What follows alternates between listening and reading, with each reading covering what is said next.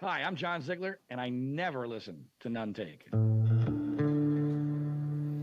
So I've been wanting to tell you that I'd like you to start calling me Tootie. Oh yeah, Yeah, Tootie. I don't know if you saw this jacket I found. Let me show it to you. It is a nice shiny jacket. It's a nice jacket, man. It It's is nice. Barker Special Busing. Let me get back to the microphone.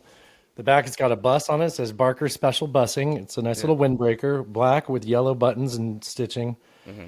And in customized lettering, it says "Safe driving 8 years." Oh, I assume she got her so 9 year that's like a one. patch, like for getting. Yeah, but it's custom. Like they did it right into it. It's not even a patch. They just made a jacket Wow. straightforward, you know. What do you And over think here it special says bus? over here it says Tootie. Hey Tootie.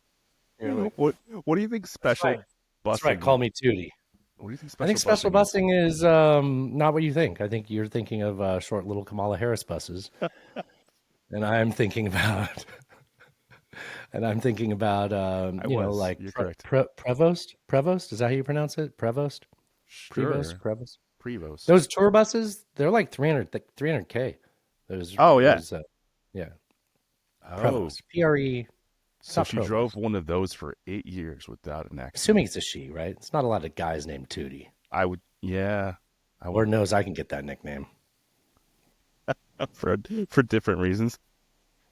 In the obvious reason. It's the A lot reason you're of thinking. hard-boiled eggs. Yeah. Uh, actually, I was going to call my mom and have her finish the story, but yeah, there was my mom was in town this weekend, Uh-huh. and we're watching TV, so of course I fall asleep on the couch, Mm. and Hank fell asleep on the couch, and now it's just Natasha and my mom are up, and apparently I let out like a really long fart, and my Yeah. mom goes, "Well, on that note, I'm going to bed."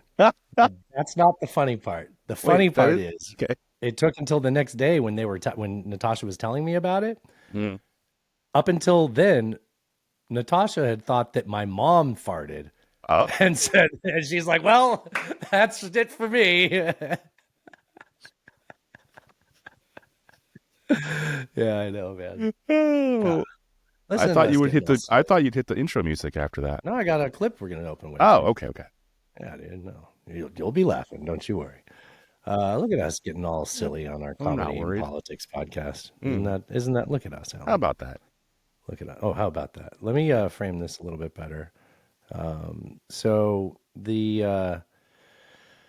I kind of described the show just a little bit there when I say we do our comedy and politics podcast. And Hmm. I think it goes without saying that the last few days have been, I've said this before on the hidden track, there's a spectrum of people that are thrilled and people who are in quite a bit of despair. And Sure.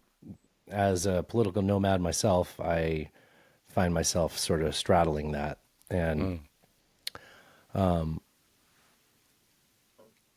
I hear people say all the time they just don't have the bandwidth to pay attention to politics. That's what I've been seeing more and more in Sure. this Yeah. last few weeks. I think I've heard it from you, honestly. And, to those people, I said it to you. I was like, yeah, well, it's kind of our job is to, consume all this political news so you don't have to, you know. And I would just say, there's a chance for us to maybe remind people at the top of the show that primary directive is still the same. We want to make it funny, have you guys be able to enjoy yourself and sort of unplug while you stay tuned into the world, if that makes sense. Yeah. And it's our pleasure to get to sort of bring you a couple hours of escape from that while we deal with it in a way that we think you maybe find palatable. That's Yeah. it for me being preachy. Unless you have something to add to that, I'm going to play We're our we're opening clip. coping together, people. We're coping together.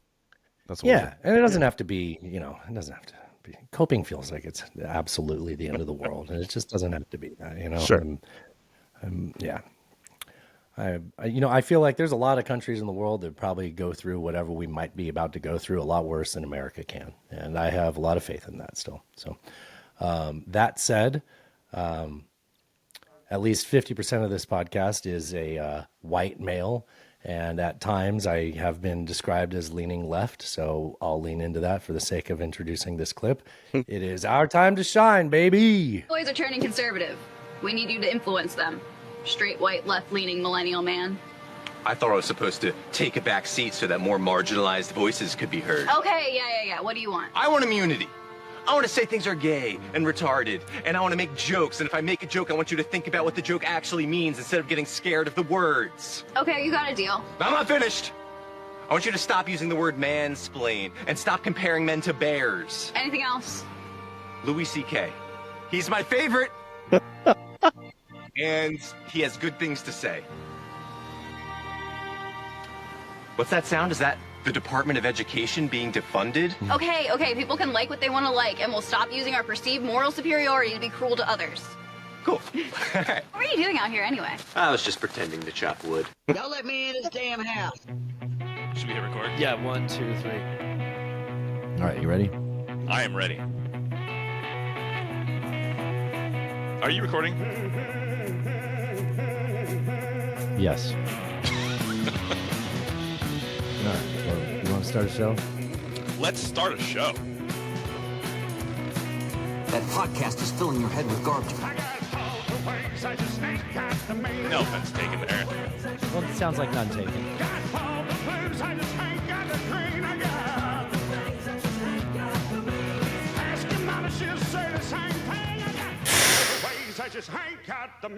Boom!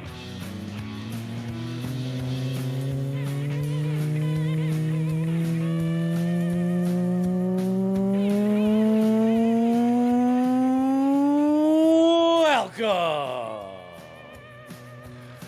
to episode number 417.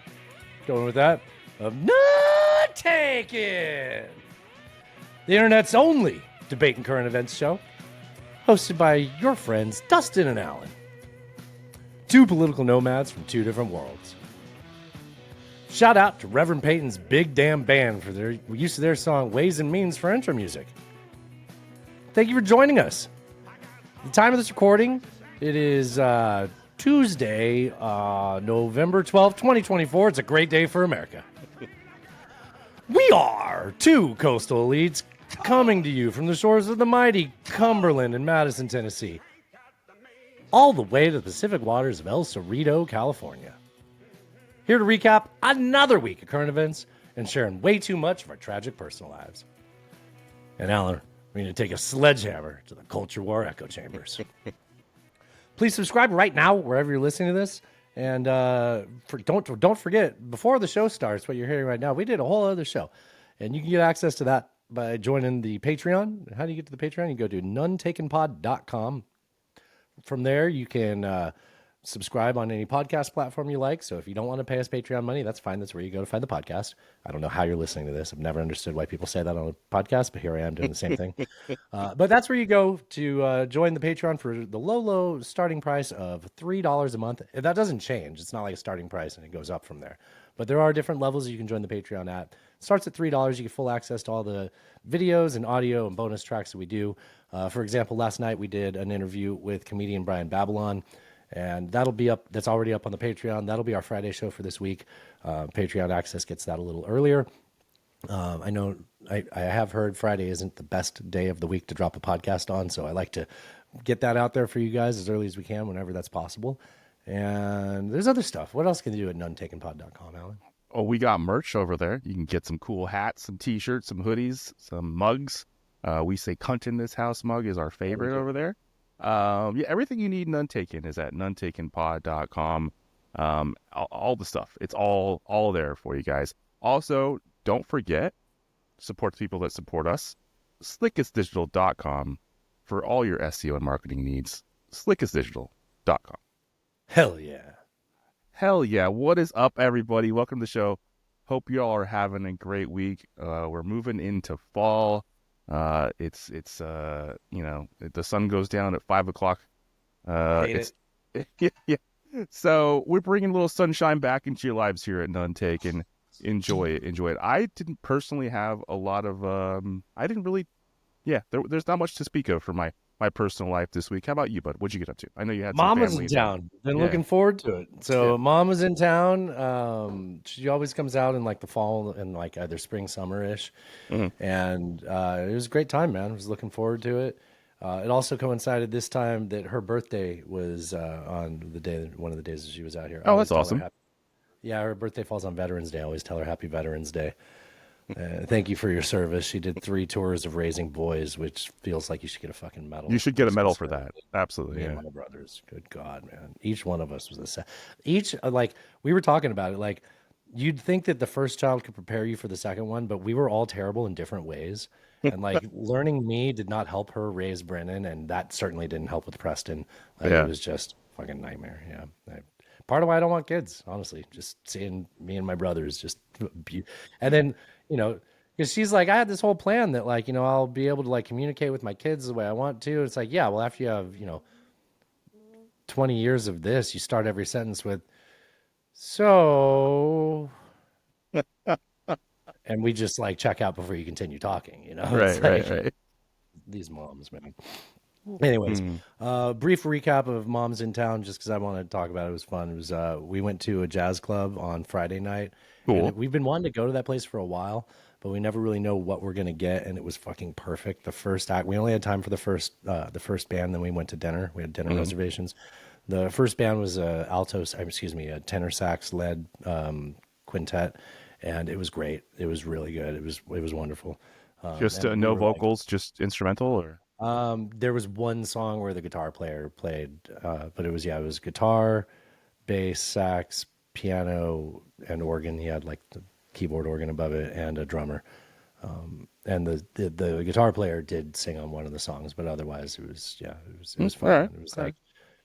like 60s blues, funk, or excuse me, jazz, funk jazz, whatever that's called, like the sort of influence there. Very good, really good music. Cool. And then after dinner, we went to Dee's, and my mom Dee's. couldn't stop talking about how great Dee's was. Dee's There is was awesome. dude. There's just an incredible blue penis there. Like just What? nailed it. What did I say? Blue What? Blue penis? Oh, blues pianist. Oh, okay. I think it was the stream probably cut me off there. It's It the was impression. It was Dr. Manhattan and his blue penis. Yeah. The next day, we did plan on going to Falls Creek Falls, which is the tallest waterfall this side of the Mississippi, believe it or not. All of the waterfalls out here are very wide. Like you think of Niagara, it's very wide, right? Right. This is a very tall waterfall, but very narrow. But we had bad weather, and it takes a little bit of a hike to get there. It's not much, but it was too much to do in the rain. So instead, we went to a vintage market. And we were excited to go there. My mom loves doing some shopping. She loves vintage shopping. And we get there, and it was all clothes. And it was all what's considered vintage now, which is early 90s, which by definition is vintage now. We are old. So there wasn't a whole lot of really cool stuff there. But we got a steal. I got Tootie's jacket. I told you to call me Tootie. Yes. I got this fucking hat, dude. Like, check out this. So Natasha walks up to me with this hat on, and I'm like, she has me look at it, and I look at it, and I'm like, holy shit, Pro 5X Beaver, like beaver felt hat, like actual like legit fucking cowboy hat. My other one's felt, yeah, but it's just real high pile. This hat like easily starter $300. I was like, just go buy it from him. Like if he says a reasonable number, just buy it. Right. She comes back. I was like, how'd that go? She's like, he asked me for 65, and I said, can I give you 50? And I was like, we need to leave. Like that guy is We not just in stole charge this of thing. Yes, right. And I looked at her. I was like, you're never getting this hat back. This is my new hat. Like this awesome hat, dude. I fucking That's a love this beautiful hat. Dude, it's a I great was hat. hesitant to speak of it, but before Oh, and I it's heard great the because details. since it's beaver, it can get wet. Like I look, get your laughs out. But if you get the felt ones wet, they misshape and Right. spot it. So But- this is Winona had a big brown beaver and showed it off to all her friends. Yes, of course. I got my jacket and my hat. Sunday, the rain wasn't much better on Sunday, but we're doing some outdoor shit. So we went to a place called the Narrows of the Harpeth, which I don't know if I've talked about here on the show before. It's like a little bend in the river where, so the river comes in at one angle, and then it makes a pronounced curve all the way around where it makes a 180. The river makes a 180. And when it comes back to the point where it makes the initial bend, it's like 200, it's probably like 500 feet across. So like the peninsula, like bottle, am I making sense? Yeah. So it's a very narrow little ridge, and it goes up a couple hundred feet. So you hike up to the top there, and you can see, great views of all the foliage and everything. And like on each side of you is the river. It's pretty dope. It's one of That my sounds favorite really spots. cool. Yeah. Yeah. That was where my mom like stood right next to the edge and was like, I got something in my eye. And I was like, God, stand over here. Like, fucking moms, man, I tell you. Jeez. My mom and Panic Hank, attack inducing. yes, yeah. Yeah. My mom and my stepdad Hank, they were dancing on Broadway. It was a great time. We went to Roberts. I always like to talk to the doorman at Roberts because they're usually musicians. And he's a musician, and he does a show at D's on Tuesdays. That's why I never see it. This is, you wait, get that drink out of your mouth before I tell you this. The name of his band is the Texas Chain Store Managers. Isn't that great? That's great. That's pretty great. Or the Texas Chain Store Managers. I like I it. got to get to one of those shows. Next time we have a Tuesday off, I'm going to go there. Okay. I would say I do have the worst part of the weekend that I would like to share with you. Do tell. We're driving in the car, and Natasha, I don't even know what got into her. I don't know what got into her. Natasha starts talking about how there's all different kinds of foot types, and there's, you know, that you know what it was? My mom was talking about how she has these like hammer toes, and she's like, my wife talking to my mom with me in the car, just adjusting the volume on the radio so that I don't have to fucking listen to this. She's like, well, you know, people are into all different kinds of feet, and there's money making feet. And she's like trying to convince my mom that it's not too late to start an OnlyFans. It's like, I'm in the car. Like I kept saying that. I'm like, I'm here. And they were having a great time laughing. That's hilarious. I hated it. All right. So Thrash You have sent a in some strange comedy. relationship with feet. I don't know. I feel like I have a normal relationship with feet. I feel like what we're talking about is a strange relationship with feet. Why is it so unreasonable to be like, you mean the thing that socks live in, or that, you know, That lives in inside socks? and Yeah, shoes? yeah. Yeah. Look, man, to each their own. Like I'm all like very kink friendly. Don't gotta be feet. Like, I don't like feet. Okay. I got Thrash sent in some comedy. We're going to start with a joke about the Russian accent once I load the screen up. So this guy does some accent work, and he's kind of talking about how like every accent has like their unique sound to here. Every accent has a weird relationship to one letter, right? Like the Russian accent, it's the letter Y. They take the letter Y and they put it between every other letter. Take any sentence like this traffic is unbelievable. They'd be like, this traffic is unbelievable. Right? We've been sitting here for 15 minutes. Like the Russian accent, that's kind of weird. The Russian language, oh my God. You ever hear anyone speak Russian? It's like, it's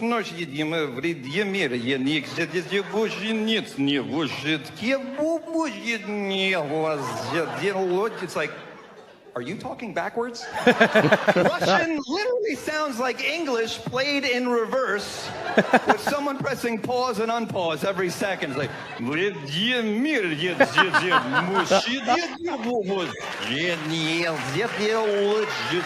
Never considered that in my life before. Like never, you know, like it's not like the world's greatest observational comedy I've ever heard, but it's something I've never connected the dot on before, and it was right in front of your face the whole time. Even when he said the Y thing, I was like, what is he talking about? And then when he did it, I was like, oh, yeah. That makes sense. Yeah. Yeah. That wasn't me stuttering like Joe Biden. That was me doing yeet and then starting a word inconveniently. This started with a Y. Joey sent this one in. This is, I believe this is, I can't remember if this is Joey in Houston or Joey like the baby marsupial Joey. I should have wrote that down. One of them says, in his Instagram, he says, Joey like the baby marsupial. Who liked this? I can't tell. Oh, back to the clips.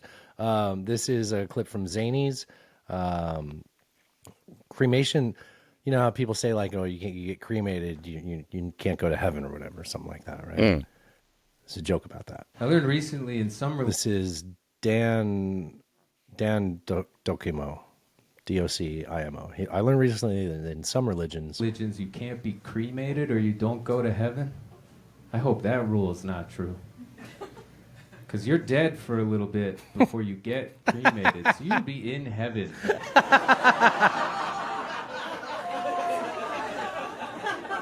It's a good bit. It is a good bit. And then somebody would come up to you and go, hey, your family just burned you? You gotta go. Come on, out of the pool. Out of the pool.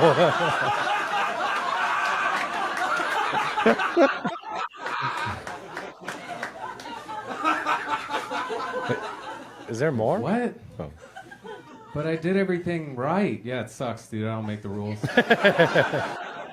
Put the chocolate milk down. You're going to hell. Shit, man, I could have eaten ham. That's pretty good. It's pretty good. I couldn't tell if you just kept it going because that guy was laughing so loud, and then there was more jokes. There was more. There's more. Yeah. Dude, Brido has been on fire lately, man. Also, if you haven't seen this clip before, be prepared to see Brido right now. Brido's looking good these days. Dude, have you seen this one? No, I haven't. Who is this man? Yeah. I guess I can make the same jokes I did the last time he won. Yesterday was like 9/11 if more than half of my high school friends voted for the planes. It's about to get even crazier, too. It's going to be like, did you hear he nominated the Michael Richards Laugh Factory video for secretary of... Okay. Any good news? Has any good news come out of yesterday? There's two things I could think of. One, we get to watch his freakishly huge son get bigger. Just become a Slovakian giant man. And they hang out with Hulk Hogan. He'll get a CTE flashback and body slam him. Because he thinks he's an actual giant like Andre the Giant. He's at the Pontiac Silverdome. Yes. The other one is Trump keeps talking about how he loves William McKinley's presidency. Oh, boy. William McKinley. And I love that he probably doesn't know William McKinley was fucking... Oh. Okay. Oh. I guess... Okay. Had an untimely demise.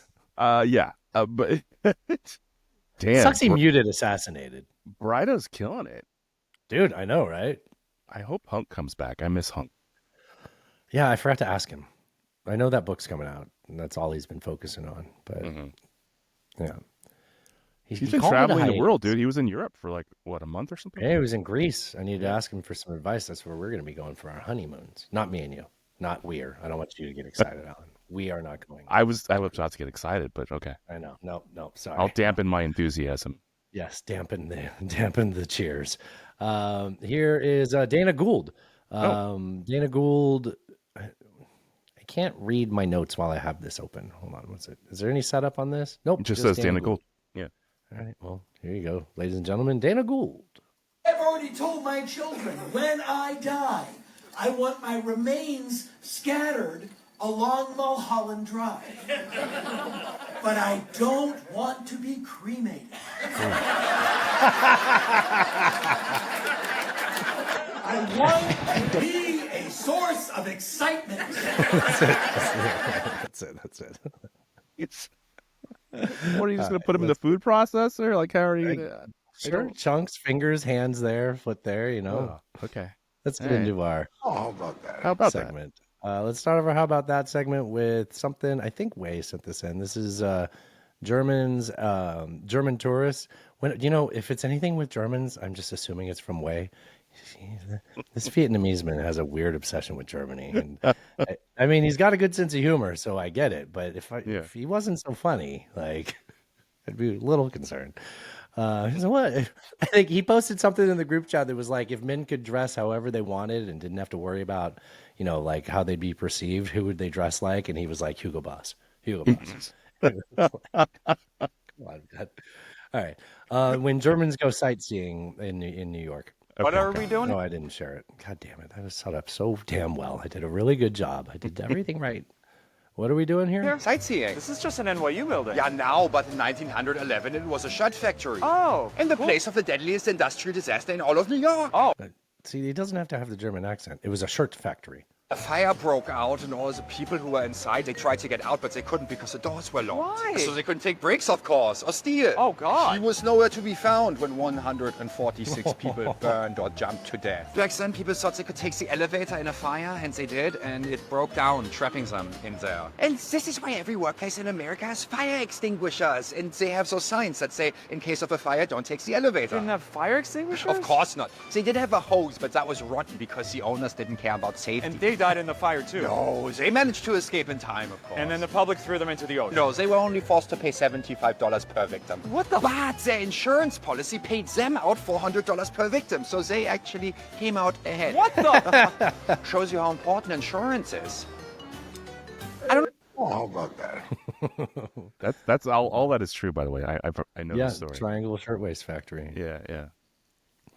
Jeez. All right. Well, I guess that wasn't as uplifting as the music made it sound. I guess we'll keep moving.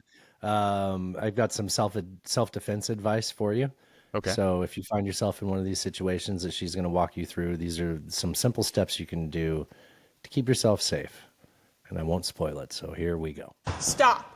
What I've just done is stop a potential 2-hour-long conversation about Bitcoin. Bitcoin hit 80K over the week, and you need to be on high alert for crypto bros with high confidence. This could be anyone. This could be a male coworker. This could be your brother-in-law. This could be your boyfriend's friend who's also a boy, or even a random man on the street. So say you've been approached by one of these crypto bros. I used to have $2 in Bitcoin, but now it's actually $5. So you've been locked in a conversation against your will. There's a few things you can try here. No. Now, this rarely works, but it gives you a good defensive base. They said that they knew who Satoshi was, but actually in the documentary... So what you want to try and do now is make him nervous. Make him distracted.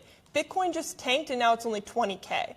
Whether or not this is true, this is going to make him nervous. He might even run and go look at his phone to see if this is true. Now, if none of these techniques have worked, you can try my last favorite technique, which is take these two fingers and find the pressure points on the back of the neck. Okay. Oh, how about that? How about that, indeed? We had a Bitcoin headline in the headline show. We didn't do because I'm hoping if we have time on Thursday, we'll just do a real quick headline show and throw it up on the Patreon. They deserve it. It's been a while since we've done a headline show, true headline show. We got to like 3 with Babylon. Yeah.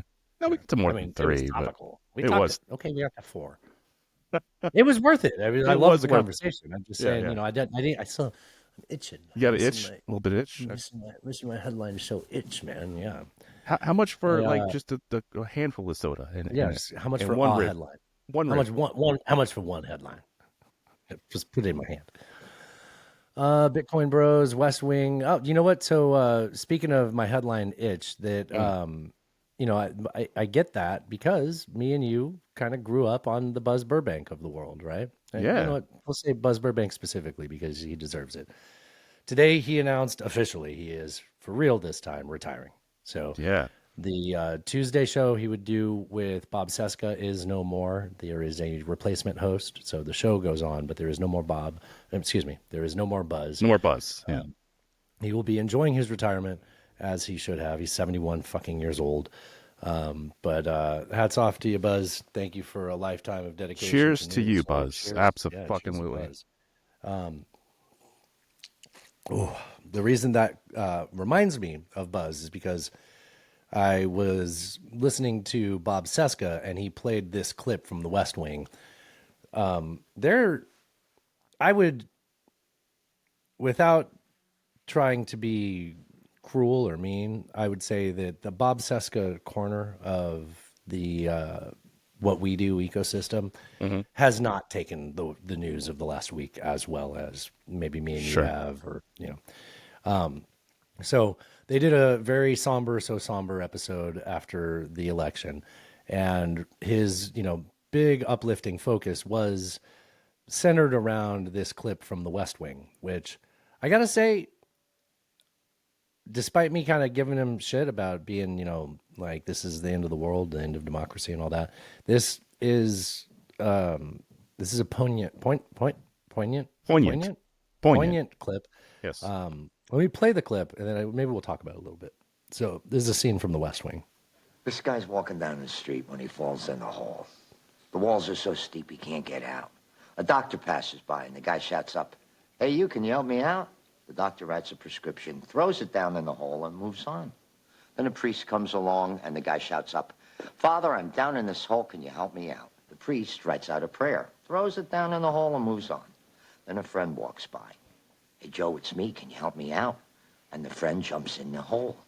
Our guy says, "Are you stupid? Now we're both down here."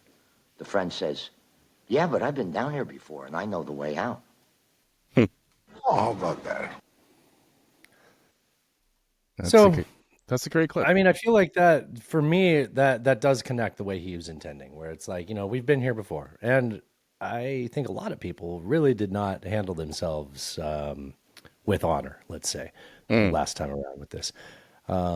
There's a few other reasons besides, it being familiar to have a better perspective on this. I mean, part of it is, I think the concern last time was largely that, like, what's the world going to think of us, right? And it's like, well, they've checked out on us a long time ago. Two, the rest of the world got pretty fucking crazy too. Like, it turns out that wasn't just an America symptom. That was kind of going around, right? True. So I feel like the world is sort of not Trump-proofed themselves, but this is more the milieu that we're in, which explains a lot of why so much of the country was fine with a guy that, I'm going to say something crazy here, Alan, inspired an insurrection. Oh, fight me about it. Was not willing to accept the results of an election. How about that? Like, just on its own, right? It's just like these simple things where it's like, kind of don't care who your opponent is if you're that person, but fine, we're here. So one thing I like about that clip is I don't think it has to apply only to what we're going through right now. I think it's good advice, like, for being a friend in general. So it's a good clip. You can reject everything else that I'm saying. I think it's a good clip just as a story of, hey, man, you see someone and you know how to get through that. The way out is through, right? I think one of the emperors taught us that. Was it the famous one? Meditations, the way out is through. Oh, yeah, that guy. Yeah, I'm trying. So the context of that clip, if I remember right, is that. Did you watch The West Wing? I never watched it. Yeah, I did. Should I watch it? Should I put that on our list of shows? It's good. If you like Aaron Sorkin dialogue, you will.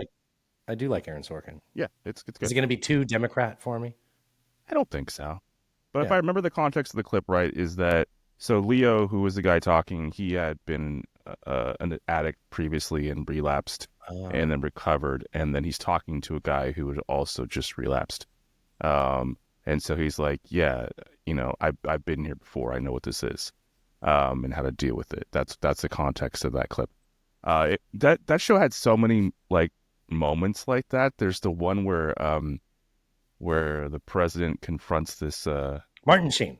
Yeah, he confronts this lady with about the Bible, which is great as well. I'll mess it up if I sit here. But yeah, it's a good show. You should check it out. Yeah. Yeah, I mean, I like Aaron Sorkin's writing. I know that some people can't stand it, but I like the pacing of it. So there's a very definite way that Sorkin writes that you catch. Yeah. In regards to the way out of this moment, I do have some thoughts that I kind of wanted to make sure we touched on here. Do tell. I will say, I will give you a hint. The way out of this moment is not going to be an impeachment or anything like that. Yeah, I wouldn't think so. I'll tell you what else it's not going to be. It's not going to be rage posting and showing your fucking whole ass online. That's none not of our listeners need to hear this, but like there are people that are just showing their complete lack of emotional regulation on the internet, and they deserve the shame that they're getting. Like that's not a way to comport yourself. And am I using comport in an appropriate way? I think so. Yeah. Okay. Got to be honest, I've only ever heard that word in context. I've never looked it up for a definition before. But that's not a way to handle yourself, right? Like, and to like film it and press send and think, yeah, I want this to live online for everyone to see. Just like disowning their family, motherfucking anybody that could ever vote for him, saying it's because they wanted $1 off on their bacon, or I hope your eggs go up to $18. all of that's just like you're missing the point if you really think that it's that simple. Like, and that's a classic thing in history, to misunderstand your enemy. It shouldn't be your enemy; they're fellow Americans, but we treat each other that way, right? And it says a lot about how we got here. That you could be face to face with this moment and not be more introspective than that, which I think me and you both were. I mean, I pride myself on being an independent. I shame myself for having said, given these choices, I will vote for Kamala Harris, but I never liked it. So it was kind of like, all these bad things are going to happen if Trump wins. And I'm like, well, there's a lot of bad things that were going to happen. Like, it wasn't like there was going to be a huge administration of liberty under Kamala Harris. So, but if you did vote for Kamala Harris, now is a time to accept the fact that your opinions are in fact a minority, and this is going to be hard to hear, but a loser position in American politics right now. Like, those are true statements, even if you think you're right. Yeah, That I mean, needs to be it wasn't. fixed. That needs to be fixed from like the position of a political campaign. And the good news is you're not going to have to fix that alone. So internalize that, and then get together in your community and find new ways to get your message across without shaming everyone that thinks differently than you and preaching down to them from your position of moral superiority. I mean, it looks like the Democrats did win the House, I think. What? I think, maybe, yeah. Oh. And I so mean, Trump's popular vote, it might be closing down to below 2%, which is still really impressive for a Republican. It still is. But 2026 will be a thing, and there will be an opportunity to retake perhaps the Senate. Probably. Yeah, it's so, it is a lot to take in, a lot to deal with, but it is. Especially when you were convinced otherwise, and people were convincing people otherwise. I think that I got a clip late in the show about people a lady on the left being like, "Look, I'm legit mad at this administration for lying to us about our optimism. There was nothing to be optimistic about." Well, I think the thing that troubles me the most is the lack of Democrat turnout in major cities like Chicago, even in places in California, where Kamala won California. About that, maybe I could jump to that now. Okay, keep talking. Okay, should I Kamala won California, but not by the margins that a Democrat usually does. In a lot of places, she won, but didn't win by the margins a Democrat usually does. By the way, Joe Biden did in 2020. There seemed to be an animus within the party in 2020 that, we got to get Trump out of here. That just apparently wasn't here in 2024. It turns out hating your opponent isn't good enough when you don't like your candidate. Yeah, turns out. So here's a clip Ziegler has about this. So that was what you just said is what me and you have been saying. Like, I think we said that with Mr. Fun. We did last week. Like, early on, we were quick to say that. Yeah. Because I mean, I pay attention to shit on the internet, and I see all these guys on the right. They're pointing out the at one point they said it was 20 million less votes and it was 15 million less votes. Shocker, Allan, the number gets smaller as they count more votes. Like, weird how that works, right? Weird. Yeah.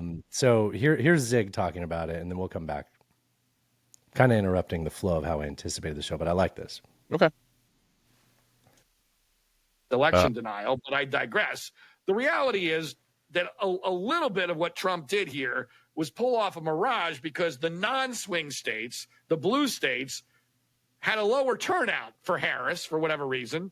And Trump, let's face it, if you're living in a state like California and New York, right, and Harris is going to win your state, you may not decide to vote, especially if you're not that enthusiastic about her, because your vote doesn't really matter that much. But if you're a Trump fan, you have almost no opportunity to express your support for Trump and your opposition to the Democrats. So you're going to be much more motivated to vote, to express your disdain for the establishment, for the status quo. And I'm just going to guess. I don't know if this number maps out to the discrepancy in the people that didn't turn out. I wouldn't be surprised if you told me that represents 1 in 100 voters, right?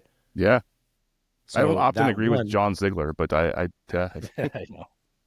And I think we saw some of that in California. We saw that in New York, maybe some other blue states. I think there could be, again, a COVID effect there going on as well. But the blue state turnout was down, I think, largely because people looked at this campaign. First of all, Harris was terrible. And two, all the focus is on 7 states. Well, I mean, because this was more the case this year than any other year in my recollection. I don't think we've ever had a presidential campaign that's so clearly focused only on the swing state. I feel like there's always a swing state they talk about, but like we tend to find out the swing state the day of. Right. Last year it was like, wow, it really was Georgia. But this year they're like, no, look, if you do the math, it's the blue wall and it's really Pennsylvania. Because we used to pretend that it was a national election, even though people knew that the swing states would decide the electoral college. But because it was Trump's third go-around, we were so positive that these were the states that were going to decide it. I do think that there might have been some apathy in the non-swing states. One thing I hate about his show is that you can see, this is for the people that are watching the show, the logo of the show, it's a white background with like a casket that says Death of Journalism. And where it says RIP, there's a white box that's a slightly different color of white that was just copied and pasted over it. All you have to do is go down to the color palette and then do the eyedrop and pick the white background from the rest of it. Like this is so, and it's so bad that if you look right here, the corner of the box intersects one of the lines of the casket. It drives me fucking crazy. You've mentioned this to me before, but that's very, it's a very stupid problem. Not a professional, right? So let's talk about this briefly, and then I kind of want to go back to what we were saying, just because I'll lose track of where we were. But so Rogan and Musk started circulating this chart that showed that it was either 15 million or 20 million fewer voters. Fewer, Allan, not less. Fewer for me. 20 million fewer voters turned out this year than in 2020. And then this year's number is more comparable to 2016's number and 2012's number, right? They're like, look at this huge spike during 2020. Of course they rigged it. It's like, so they rigged it and they gave more to Trump too? Like, wouldn't you just rig it so that you win by a few thousand, because they won by like 45,000 votes over a few different states in 2020. So like, why would you make it 15 million? Because they haven't been able to prove that those 15 to 20 million were all fake votes, which seems to be like there'd be some sort of anomalous thing that you could tie back to that. Fine. One problem. All of the votes had not been counted when they started circulating that chart. That was like the next day. That was like early or late last week, right after the election. So California, for some fucking reason, can't count their votes in a timely fashion.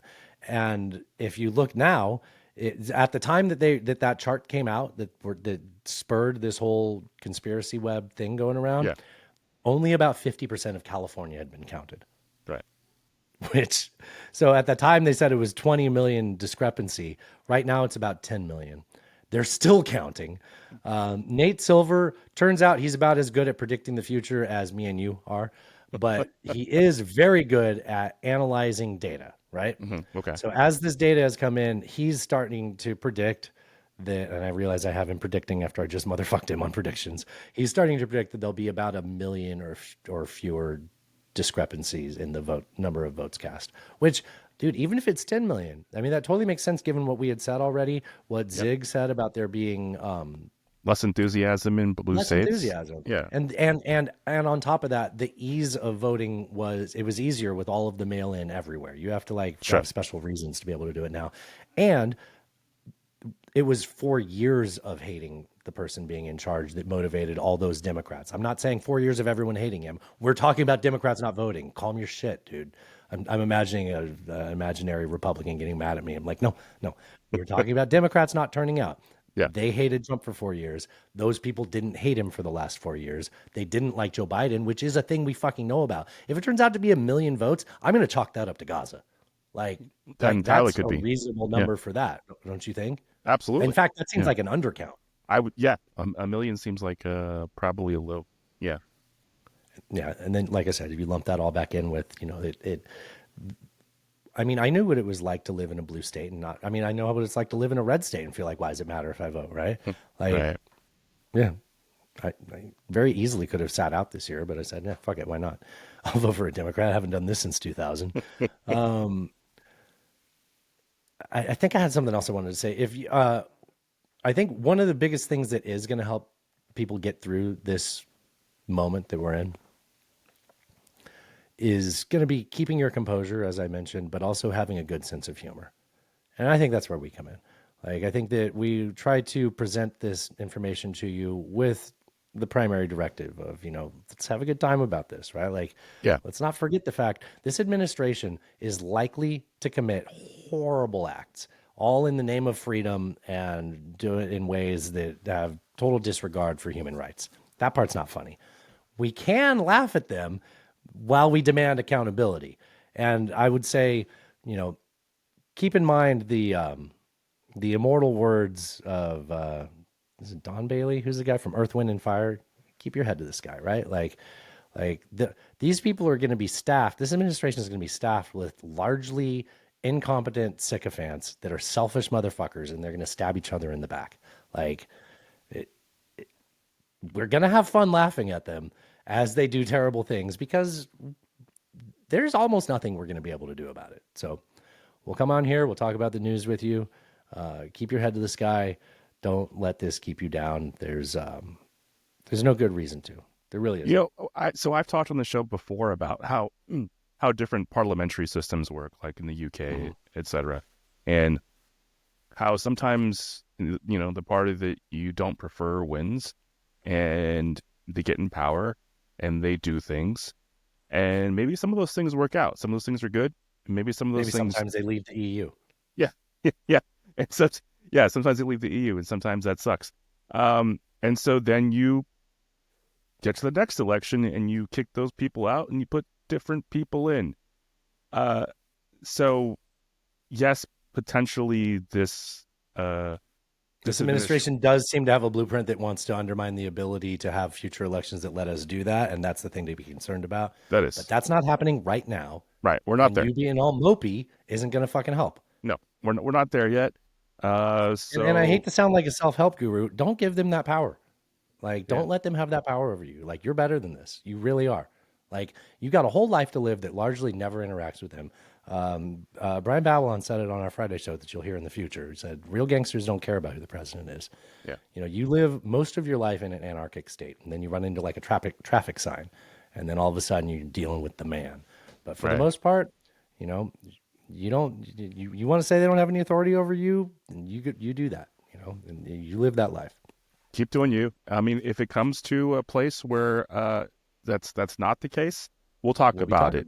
Yep. Yeah, but we're not there yet.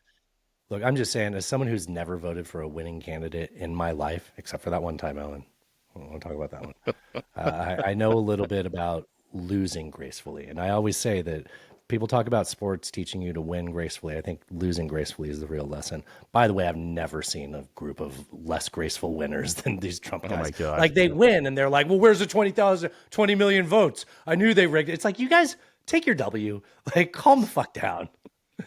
No, but anyways, we try to focus on here, get along with people you disagree with. I've learned a lot about emotional regulation in the last 5 years or so of my life. And, just to recap what we just said, it's a hard pill to swallow, man. But, a lot of the people that have been telling you the news have been living in a blue echo chamber. So you got to accept that. Don't keep pretending that the world's flat. You got to move on to reality. Can we get back to some more? Oh, how about that? One more. How about that? Let's do that. Okay. We like that Hoff Matthews guy, right? We do. So this is Hoff Matthews doing a press conference with Mitch McConnell. And he's asking Mitch McConnell about his unusual neck situation. McConnell, do you ever use your neck waddle as a sort of secondary scrotum? I'm sorry, say that again. Oh, sorry. Senator McConnell, you have a waddle, neck waddle under your chin, and I was just wondering if you ever store your balls inside of your neck waddle, just to change things up, One of the things about advancing age, if you all live as long as I do, you're going to have hearing aids on and have a hard time hearing a question like that. Why don't you come up here? Senator McConnell, you have a waddle under your chin like a rooster. Do you ever raise your testicles out of your crotch and hold them in your neck waddle?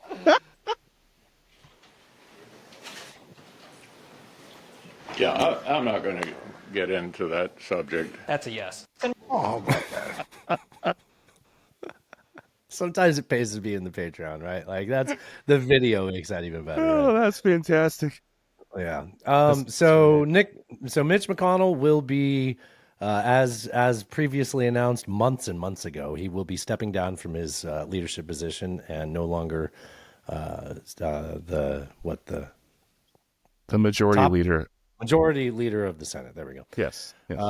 So with that vacancy, there are a couple of people. I think most likely, based off seniority, is Senator Thune. I always want to say Nick Thune, but that's a comedian. So Senator Thune would be seniority-wise the presumed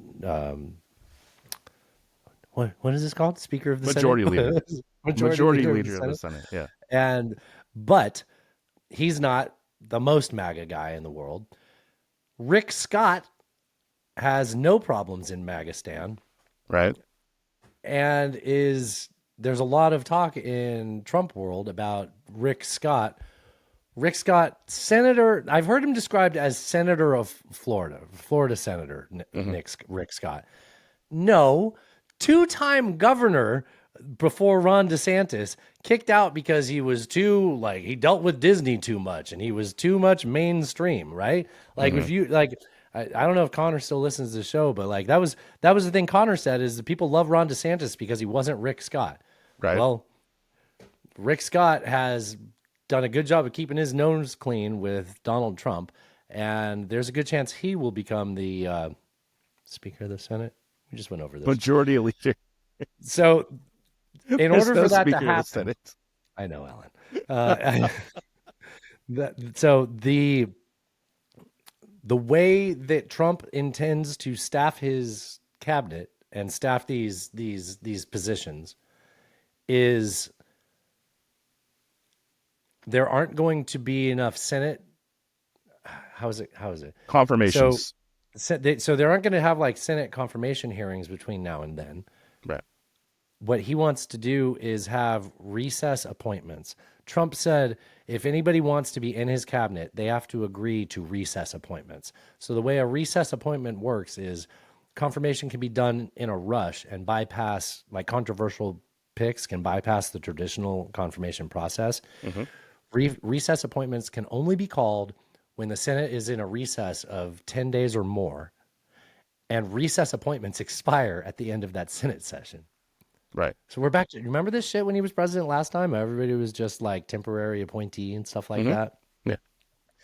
We'll have more appointments talk later, but it's just wild to me that the former governor prior to Ron DeSantis, who was not likable and became senator, is now Mr. MAGA, Speaker of the Senate. Yeah, I mean, essentially, he wants to bypass any Senate approval of cabinet members.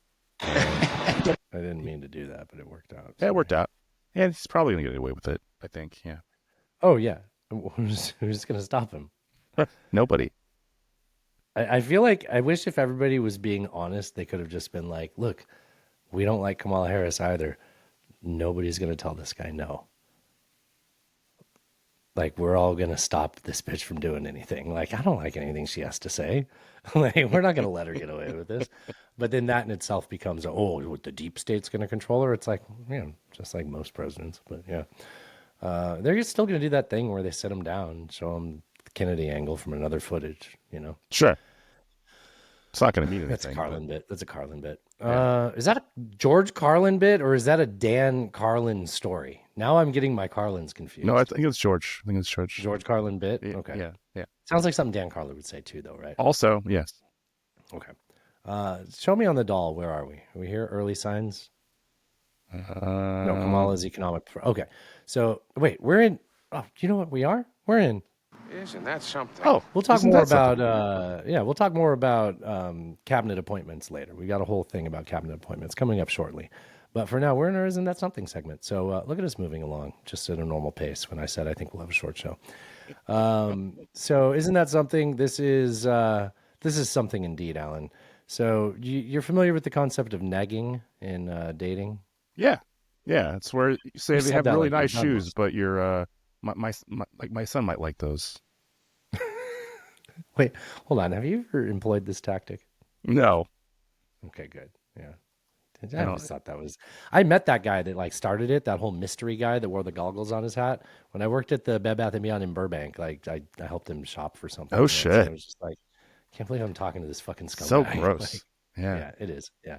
Anyway, so apparently political negging is a thing. But if you look at the numbers and the way people turned out to vote, political negging is a thing. The majority of white men and white women voted for Trump, which feels like it just goes to show if you constantly tell white dudes that they're terrible, they're like, I'm not going to vote for you. And if you constantly tell white women that they're terrible, they're going to be like, I knew it. Isn't that something? I want to point out something I don't like about this guy. Oh. So you see where my cursor is? Yeah, on his nose. He's wearing glasses, and he's got those little pads that hold the glasses on the nose, Sure. right? Yeah. This one's normal. What the fuck's going on with this one? And how is that not bugging the fuck out of him? Yeah, that's it's like weird. turned flat so that it's like horizontal with the lens. So it's not it's not making any contact with his nose, and the frame is resting right on his nose there. Oh my God. How does this guy walk? I get like a smudge on my glasses, and I'm like, well, I have to look through these. I can't fucking deal with this shit. Like, kind of that's fucking problematic. psychopath lives like that. Yeah, it is problematic. I can't trust anything this guy's saying. I got a clip about how Kamala Harris' economic agenda fell flat. Oh, the $50,000 didn't work out. Yeah. Everyone saying that Harris ran a flawless campaign needs to take a hard look at this article. Every single one of her messages about the economy was approved by Wall Street executives. The moment that her brother-in-law, Tony West, the chief legal officer of Uber, joined her campaign as a major advisor, it started to fail. In the beginning, she was talking about price gouging, the thing where companies artificially raise their prices so it looks like inflation, but it's really just them being greedy and feeding off of desperate people. Weird? Well, suddenly, she stopped doing that. Why? Because her Wall Street advisors slammed the plan as something that would disrupt economic growth. In other words, they wouldn't make as much money. And so what happened? She lost votes. A lot. That's funny because you never heard her say that. But like me and you being political animals, I just assumed that was still a part of her campaign. Oh, look at where I paused it. Look at that lady's face. I just assumed that was still part of her campaign, but she completely dropped that and never came back to it. Yeah, I hadn't really thought of that until this moment, Some actually. interesting insight. Yeah. Of votes. Because of course, there was no message that the working class could look at and believe that their life would get better. Literally every time she had a speech about the economy, she would say, has Tony seen this? And here's why we know it would have worked if she did it differently. Missouri, a red state, voted to raise the minimum wage to $15 an hour, and they voted overwhelmingly against her. Alaska, Missouri was never going to vote for her. Nebraska, and Missouri all voted for paid sick leave. She did not make either of these overwhelmingly popular policies a part of her campaign, and hence, it was a disaster. Anyone? Interesting. Oh, Well, Isn't that something? okay, go ahead. it is interesting that in down ballot races, Democrats did win where she lost. And Democratic Talking about like abortion and stuff like that. I'm talking like abortion rights. Congress members and Right. yeah, Not all of them. Not all of them, but in some But that was like projected. Yeah, but it's there very were big upsets. The Dems that they thought were going to lose lost. Yeah, I get you. There weren't any where it's like, whoa, this guy lost too. Yeah. But I mean, Arizona, like that lady that said that. Remember that guy that said he doesn't want people to drink in Wisconsin? That guy lost, but like by 30,000 votes. Like not even that many. It was very close. That was You were never say gonna. something. No, like a Gallego in Arizona, like won while Did he? Yeah, and Trump won. I thought that was still up in the air. No, I think it's decided now. Okay.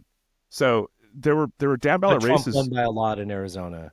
Yeah, Trump. Well, not a lot, but he won by enough, and then the Democrat won in the Senate race. So You're it's saying like, one, like I say one. This is confusing when you do can I be honest? I don't know how I say one wrong. I have no idea. You said It's it. just how it comes out at the time. I don't know. You've never been self-conscious of this until I pointed it out. Yeah, I don't know what it. Yeah, I have no idea. Sometimes I feel like you hit it on purpose because you're like, well, I'm supposed to say it like this. No, I don't know. I feel the same way with roof and roof. Like I say it however I feel like at the time. Like I don't know which way I say roof or roof. Oh, it's definitely supposed to be roof. I don't, but one, I don't know what. I don't know. Just roof. Roofers. It's not rough. It's not roof. rough. Yeah. Roof. Roads. All right. So the problem is, like, in relation to that economic policy thing, yeah, and I am directly cribbing this from someone that I think you'll know who I'm citing. An incumbent can run on a popular record if they have one, and a challenger can promise change. But Kamala Harris couldn't do either of those things, and she had 3 months to run a campaign. This is very true. So that was like, when you think of it that way, it's kind of a guaranteed loser. Yeah. Almost like someone should have fucking said that instead of $1 billion being spent on a campaign. Weird. Do you want to see some early signs of what Trump's deal for Ukraine is going to be? Oh, we're just going to give them all to Russia, I think, probably, right? No, come on. Do you think I'd come on here and be like, it's that easy? Okay. No. All right. Wall Street Journal that sources within the Trump orbit say that he will propose a 2-decade delay regarding Ukraine's pending NATO membership. See, man, he's been playing 3D chess this whole time. They can join NATO in but 20 years. 2 decades. You know what'll happen? 18 years from now, Russia's going to invade, right? Like that's what happened this last time. Like when the Cold War ended, they signed a deal for Russia to lease the Black Sea fleet out of Sebastopol, and that would have expired in 2016. What happened in 2014? Oh, they invaded Crimea. Where's Sebastopol? Crimea. Yes. Yeah. During that period, the U.S. would continue to pump Ukraine full of weapons. So that's what the Wall Street Journal reported, that's something Trump is thinking. A 20-year delay. It's kind of a strange plan, especially if they're going to pump Ukraine full of weapons, because, if the U.S. is doing that, then Ukraine's not neutral. So also, a country can't join NATO if they're at war. So as long as Russia keeps them at war... Cody taught us this, right? Yes, like Russia's whole ploy is to keep that conflict so that they can never get to. Yes. Once you remember that, it all makes a lot more sense. Like you just look at this and you're like, oh, that's a good move. I see what you're doing there. So, it doesn't sound like that's going to be ended overnight, but he says it'll end it in 24 hours. I thought he was going to end it as president-elect. I thought so too, and it's been a week. So I keep checking, and it hasn't ended, so okay. I don't know. Last time I checked, Yeah. Well, speaking of liars, he is. There is something about like an ethics statement. So I don't know if this is explained in the clip, but are you familiar with this ethics statement that became mandatory after the last elect? They wrote something in between the last 2 elections about like being ethically in for a president. I don't recall this. No. Okay. Process. Trump has not yet submitted a legally required ethics pledge that states he will avoid conflicts of interest while in office. Congress added that requirement in 2019, in part because of ethics concerns during Trump's first administration. One watchdog group identified more than 3,400 conflicts of interest during that time. Trump's transition team was supposed to submit the ethics plan by October 1st, and until they do, the Biden administration legally cannot share classified intelligence or give Trump's team early access to the federal agencies they'll soon control. So I think we're going to see this as the excuse later on that, they're not even sharing us, important security updates and, I almost said security alerts from working in retail. For y'all that didn't work at Bed Bath & Beyond, security alerts was when somebody stole something in a nearby store. So there was, and like, let's treat this seriously. I mean, hasn't there been something in our life where they were saying like the previous administration didn't properly inform the next? I mean, that wasn't 9/11, right? No, that was something else. But I feel like this is something to treat seriously. Like they haven't followed the steps to be in the clear to get these updates, and it's right to not share that if they won't be willing to do so. Otherwise, you're undermining Congress having passed a requirement, right? Do you like? Well, I get it. If people are like, "Oh, it's stupid. Why would you even do it? Just whatever. You just blow through it." Well, now you're even further undermining Congress's legitimacy, which Congress is happy to undermine their own legitimacy. Yeah. So there is a whole process that happens between administrations for like sort of the handoff. The president's inbox just had a episode about this. If you want to get really into the weeds of it, there's a guy who was he was in charge of like the changeover between Bush and Obama. So he dealt with both sides of an incoming and an outgoing administration, and how they dealt with that.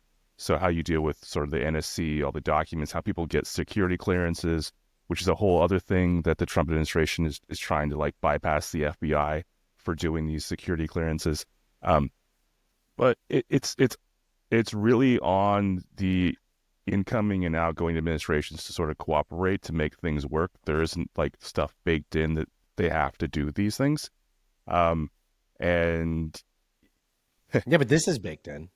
This is baked in. Although I guess there's a separation of powers issue there where that you could make the argument that the executive branch cannot be hindered by the legislative branch. That'd be a whole fight. But it's a problem. The Biden administration has said they're going to cooperate with the incoming administration. However, whether or not these people have security clearances to have access to the information that would be important is a whole other thing. It's well, this goes into something during the last transition. They said that going into 2016, they said there was a bunch of leaks, right, from the Obama administration through the State Department. Remember all that? Yes. This is playing into all those same buttons again. So, they don't want to play along because they don't trust the incumbent administration, which I get that.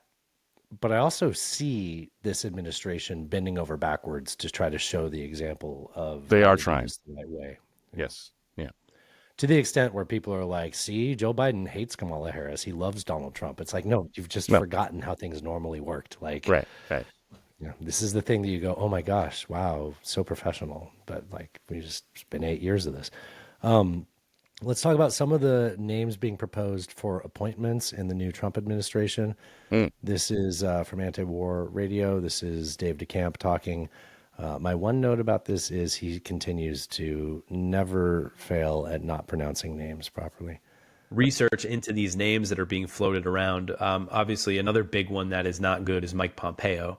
So this is from last Friday. I think this episode was from last Friday. Since then, Trump has promised that he's not going to have Mike Pompeo in there or Nikki Haley.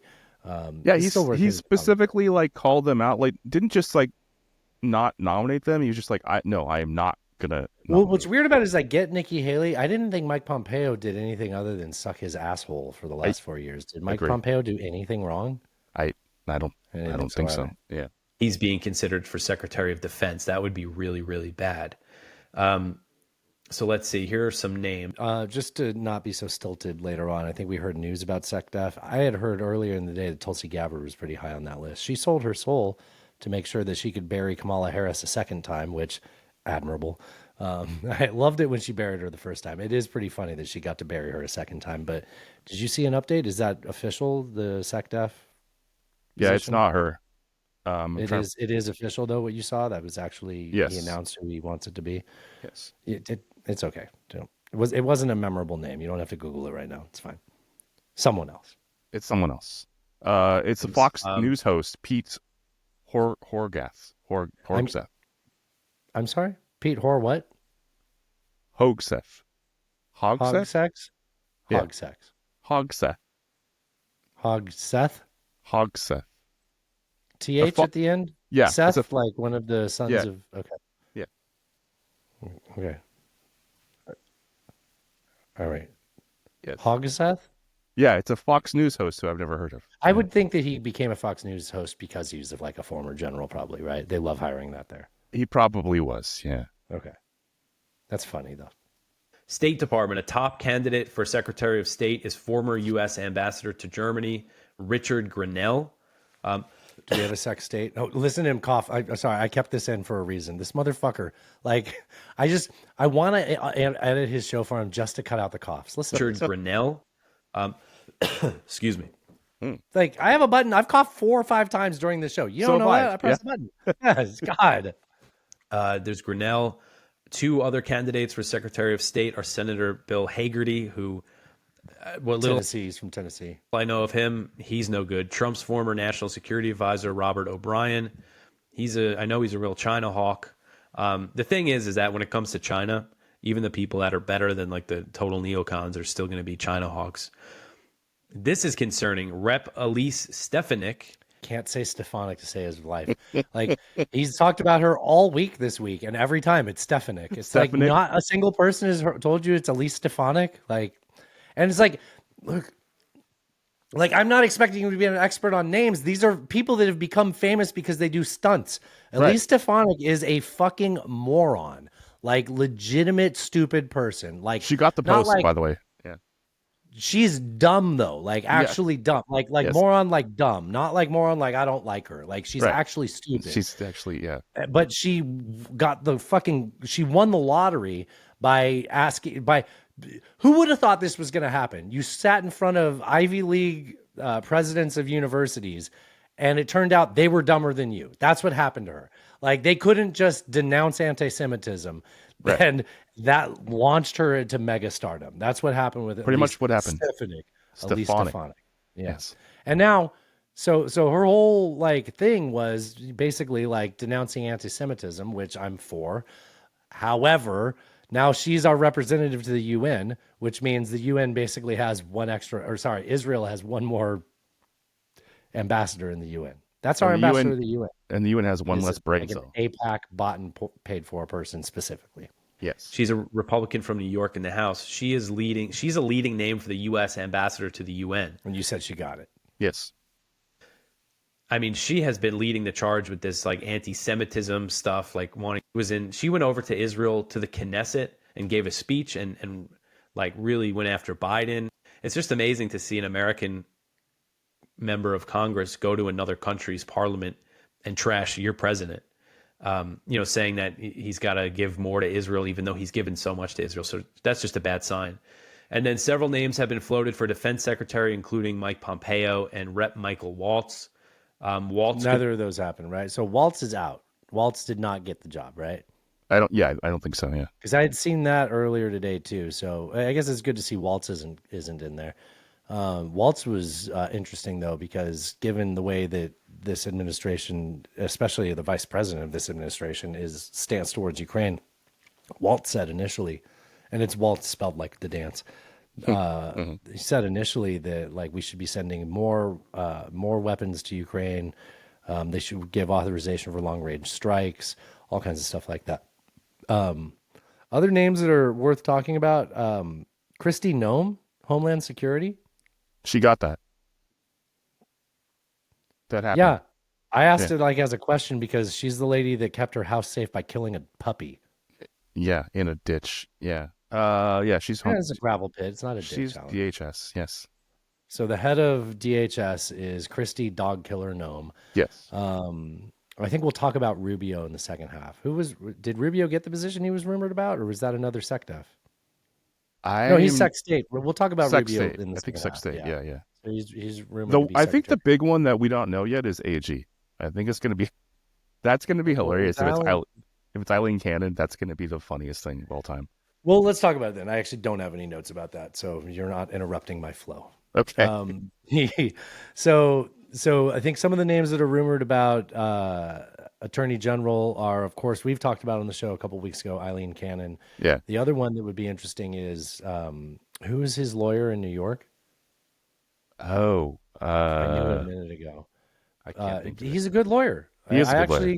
I don't think I would hate that. I think that because you saw somebody doing the job of defending a pretty indefensible person in that case and ethically, and he didn't pull a bunch of stunts to do it. And when they lost, it was because the case was a loser case. Right. He See, I actually wouldn't feel bad if he is the attorney general. I kind of almost want it to be canon just because it's funny, and I don't Just know. completely like G. Gordon Liddy, this shit. Yes, Just like get like the least qualified people into yes, positions. Yeah. yes, Sure. that would be hilarious. I can't wait to see Benjamin Wittes's head explode if that happens. Oh, that would be great. Yeah. So, like, oh my god, that would be the other funniest one, thing. The other one was Huck Micabee is going to be the U.S. Representative at the UN, which is different than the ambassador, right? Yes. Is that right? I think that's right. Yeah. No. Huck Micabee is going to be the U.S. ambassador to Israel. That's what it is. Yes, that's what it is. That's a guy that runs a Christian conservative network here in Tennessee, former governor of Arkansas. I drive by the Huck Micabee compound like all the time. He's got a radio program and stuff. His daughter's a governor of Arkansas right now. You've heard me say Huck Micabee every time, right? I have. Yes. You're not going to correct me? No, I'm gonna let that go. Yeah. All right. It makes as much sense, right? Like it's a funny It totally name, works. Yeah. Okay. Yeah. You're not going to be pedantic and correct it once? No, not even once. But Natasha might not know who it is. Mike Huckabee. Okay, there we go. A coworker of mine, by the way, coworker of mine's uncle or grandpa. Or You've talked about this before. Yeah, I remember. Yeah. Lee Zeldin. Never going to listen to their stupid Stairway record ever again. Lee Zeldin is going to be the head of the EPA, who in his acceptance tweet said something like, "We're going to make the economy great again and the auto industry is going to be banger." It's like, EPA? Nothing about water? We're going to make sure Ohio's rivers burn again. Yeah, that's what we're going to do. Yeah. We're going to have all the trains have bad brakes. Like, I know that's transportation still. So I guess it is a bit of a relief to see that Tulsi didn't get that job. I used to like her so much. I'm glad to see that she's a Republican now. I mean that in all sincerity. I would have voted for her up until like 2021, 2022. And then I was just like, I get that you hate the Democratic Party. I hate the Democratic Party too. And they did specific things for her to hate them. Sure. But she would call herself an independent and then only talk about the Democrats. And it was like, MAGA's got plenty for you to be complaining about. Like, you can just have like a memento of, like honesty here. Like she came across as a bad actor ever since then. I get her gripe and I get her message. It spoke to me. But sometimes it's the people that spoke to you the most when you start to see them in a different light that you can never trust again. And that's how I feel with yeah, I mean, I think that she is probably more honest at this point than she was before we see her. I see you. I know who you are now. Yeah. One that I think I'm excited about is when you said ag or AG, I was thinking of agriculture. And Thomas Massey from Kentucky might get the job for agriculture, which I am looking forward to because that guy is stubborn and principled in all the right ways, even in ways where at the time it'll annoy me, but later on I'm grateful for. So I do like Massey. He is the only of these people that I would say is a true libertarian. So I'd be interested to see what happens with that. A couple of things to keep in mind when you think agriculture, who gives a fuck? Well, agriculture oversees food stamps. So in that way, could be interesting to see what happens with that. But also farm subsidies are something that we don't complain about enough. But the way that our government just continues to have price supports for industries and continue to give more and more money to farmers for them to not farm often, and I'm framing that poorly, but that as a cost sink that grows and grows and grows and grows, and it's the perfect example of concentrated benefits. The farmers get the benefits, concentrated benefits, and distributed cost. Me and you, right? And it's not only that; it's also that farmers, as a whole, used to be a very large population, right? There were a lot of small farmers, and they've become conglomerates now. There's very few small farmers. There's factory farms at this point. It's kind of what we rely on, and so we're subsidizing these massive companies at this point, as opposed we're not talking about like Bob down the road who like has chickens and cows and grows wheat. Like, we're not talking about that. Right. We're talking about And these even if we massive. are, we're really talking about most of the money going. There Yes. not anything stopping that from keeping these industries afloat that are largely Tyson foods and things like that, right? Yes. Yeah. Yes. Yeah. No, you're right. So I think that there's like, along with that is like the Viveks of the world too, who I think is probably at line to not have any cabinet position, but to be, I think they gave him whisperer. something that's not like a cabinet position that's existed before. Like He'll be in their ear giving policy. Yes. Right. Yeah. So again, like this appeals to my, former libertarian ways that I haven't abandoned. I just don't like the party. But to me, he always strikes me as someone who he reminds me of like a Bill Maher, not in the same way, but where they say they're libertarian, but that's not what a libertarian is. Whenever he's pressed to ask ways he'll cut government spending, he just talks about how much the economy will grow. And it's just like, okay, so nothing. Like, you don't have like a plan for anything. You just like attention and you know how to. I mean, that's what turned me off from the modern libertarian party now. Is it's just attention grabbing podcast bros, right? Which again we could have done. It's not interesting to us. Right. So Massey would be good. Vivek rhymes with cake. I don't think that there's a lot to be optimistic about this, and I've seen a lot of people try to frame it as like there's going to be all these people that are going to be more reasonable in his ear.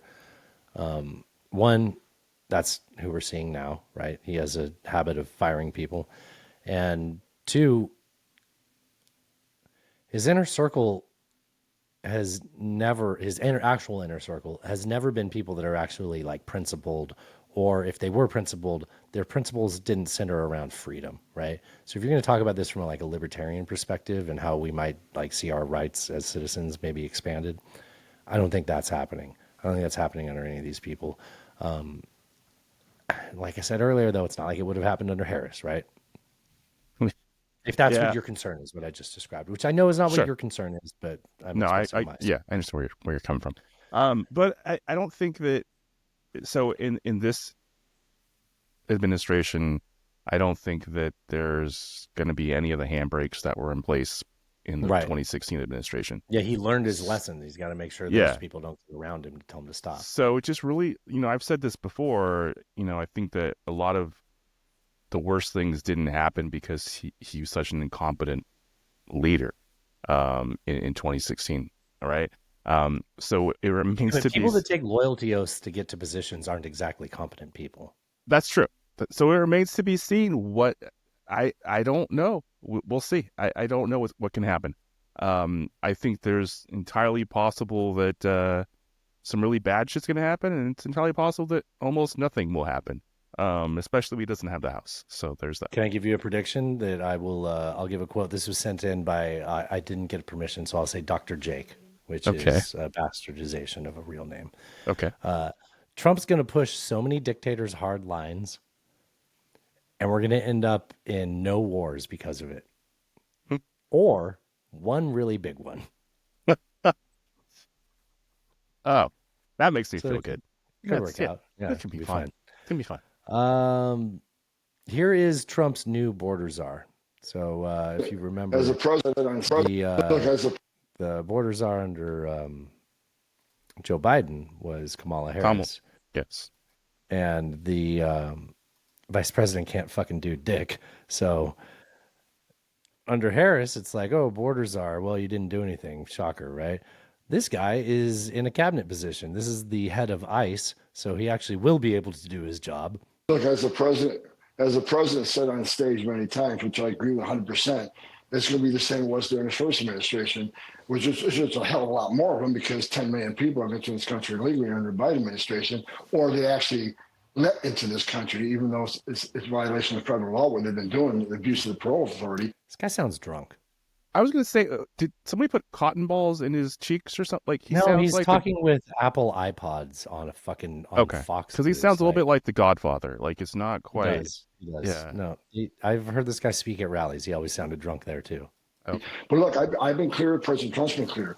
Public safety threats and national security threats will be the priority because they have to be. They pose the most danger to this country. So we're going to prioritize those groups, those who always have final orders, those that had due process at great taxpayer expense, and the federal judge says you must go home, and they didn't. They became a fugitive.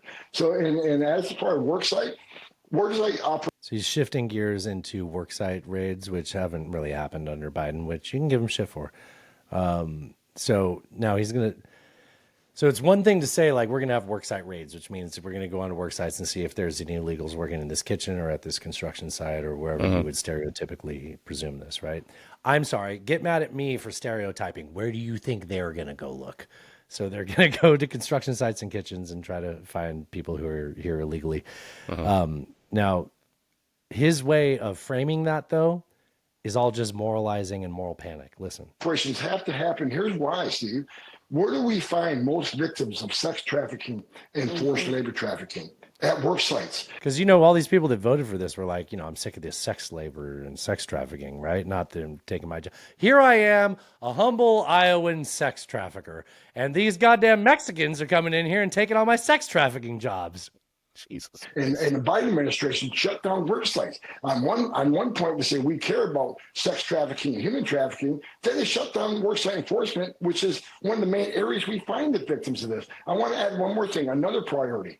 This administration has lost over 300,000 children that were smuggled in this country by criminal cartels they can't find. That's another priority. We need to save these children because some of these children. I'm just a rural Idahoan children smuggler.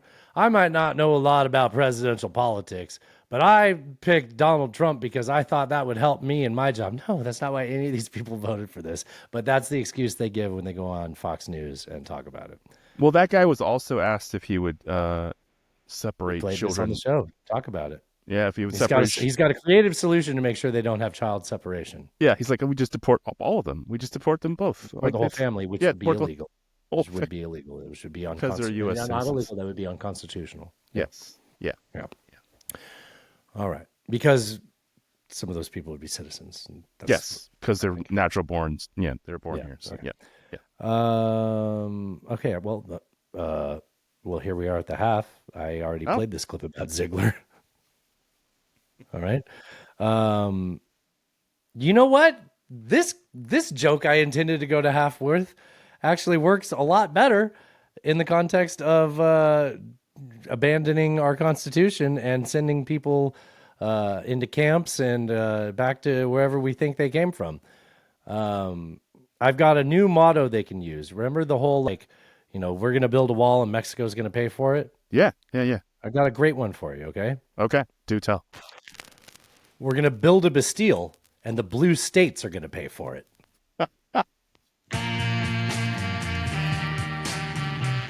This is the B-side of our platter, sports fans. And I'm singing just for you, covered in sequins. In the canyons of your mind, I will wander through your brain to the ventricles of your heart, my dear. I'm in love with you again. Cross the mountains of your chest, I will stick a Union Jack to the forest of your cheek, through the holes in your string bag.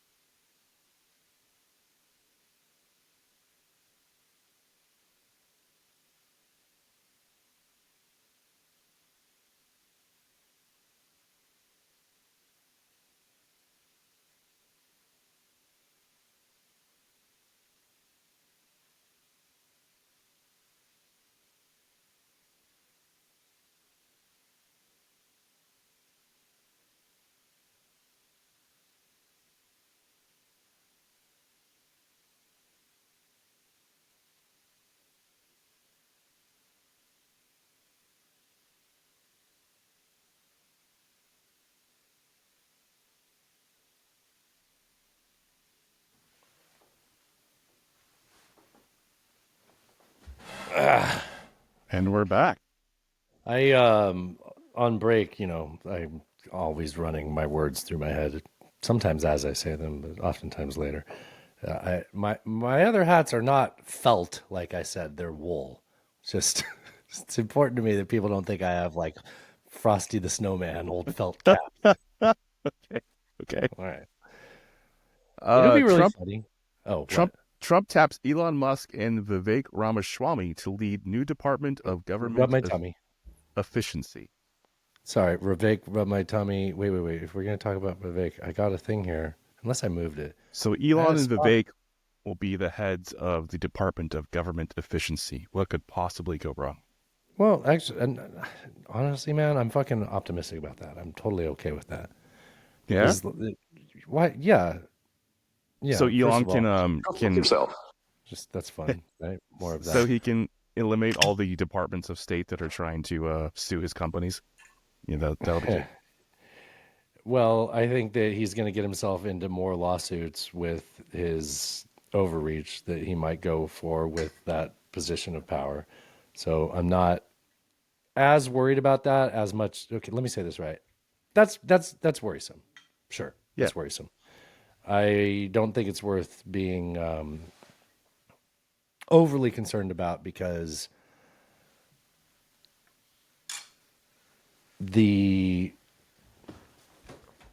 I feel like you'd be giving him just enough rope to hang himself if he actually chose to do those acts.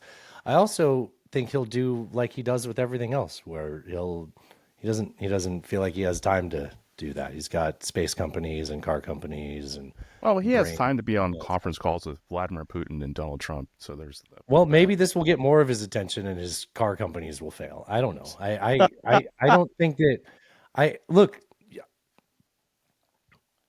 I don't like what Twitter turned into as an ecosystem, but he was right to trim off the fat of the company that couldn't make a profit.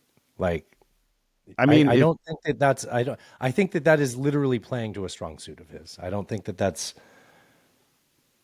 I don't think that. How about this? Let me put it a different way. If we woke up tomorrow and found out, regardless of who the president is, that this new office existed and that they hired some businessman to run it, I think someone like him would be at the top of my preferred list of people to do that. He's shown a track record of trimming fat effectively. I think as long as he doesn't run his fucking mouth while he does it, but I think it's different in the government than I think this is if we've ever seen a Marvel villain origin story, this turned into Dr. Doom. Yes, for sure. Yeah, he went from Tony Stark to Dr. Doom. Yes. I had a whole other thing I was going to come back with, but that did tie a loose end from what's Vivek doing. What would be hilarious? What if Joe Biden started calling himself the president after he's out of office, the same way Donald Trump has been doing that for the last 4 years? And just chalk it up to being like senile? He never lost. It's true. Did he lose? No. I'm your president. I've got 4 years left, by the way. Like, this is your president, Joe Biden. Just reaching out to you for some fundraising. I'm gonna have a rally at an ice cream shop in Delaware. Everybody meet me on your bicycles. It'll be fun. We'll all fall down like Pee Wee. We'll all fall. Yeah, that'll be good times. No. Synchronized bicycle falling. You should do it just to piss off the Democrats. Be hilarious. I'd go. Kick you out, motherfucker. Motherfucker. Yeah, I said it. So I have reformatted the second half of our show. I no longer have a best of the right. Okay. It's just best of the Trump cult and best of the left. I think it makes more sense. Yeah. I think when I said earlier that people on the left need to look in the mirror and recognize that, I think people on the right need to as well and realize there is no such thing as a GOP. You are calling the MAGA cult your GOP if that's what makes you feel better. It is a matter of time, right? Like they got to call it the MAGA party at some point. I mean, I don't even feel like that's a bridge too far for him. I think it's just when would the time be that you want to change it to that? You know what I mean? He does love branding things. I was just going to say that. Like, take a building that's existed for 200 years, but put my name on it, right? Like, that would 100%. I don't know a 200-year-old building. Wait, that post office. Oh, there we go. That's a perfect example. That DC post office, right? Yeah. where they spent hundreds of thousands of dollars the Secret Service could be there. Yeah, that one. This says Trump lawyer Mike David. That can't be right. I That think I can't was be thinking right. of. Yeah, well, let's see. Trump lawyer Mike David. So this is someone who is a potential Mike Davis. This is someone who is on the short of list. Potential attorneys general, not attorneys general. Let me just say this to Big Tish James, the New York Attorney General. Instead of Letitia James, he called her Big Tish James. I thought he said piss at first. Okay, that's better. Can I rewind this? Can't rewind this. I'm on Instagram. Sorry.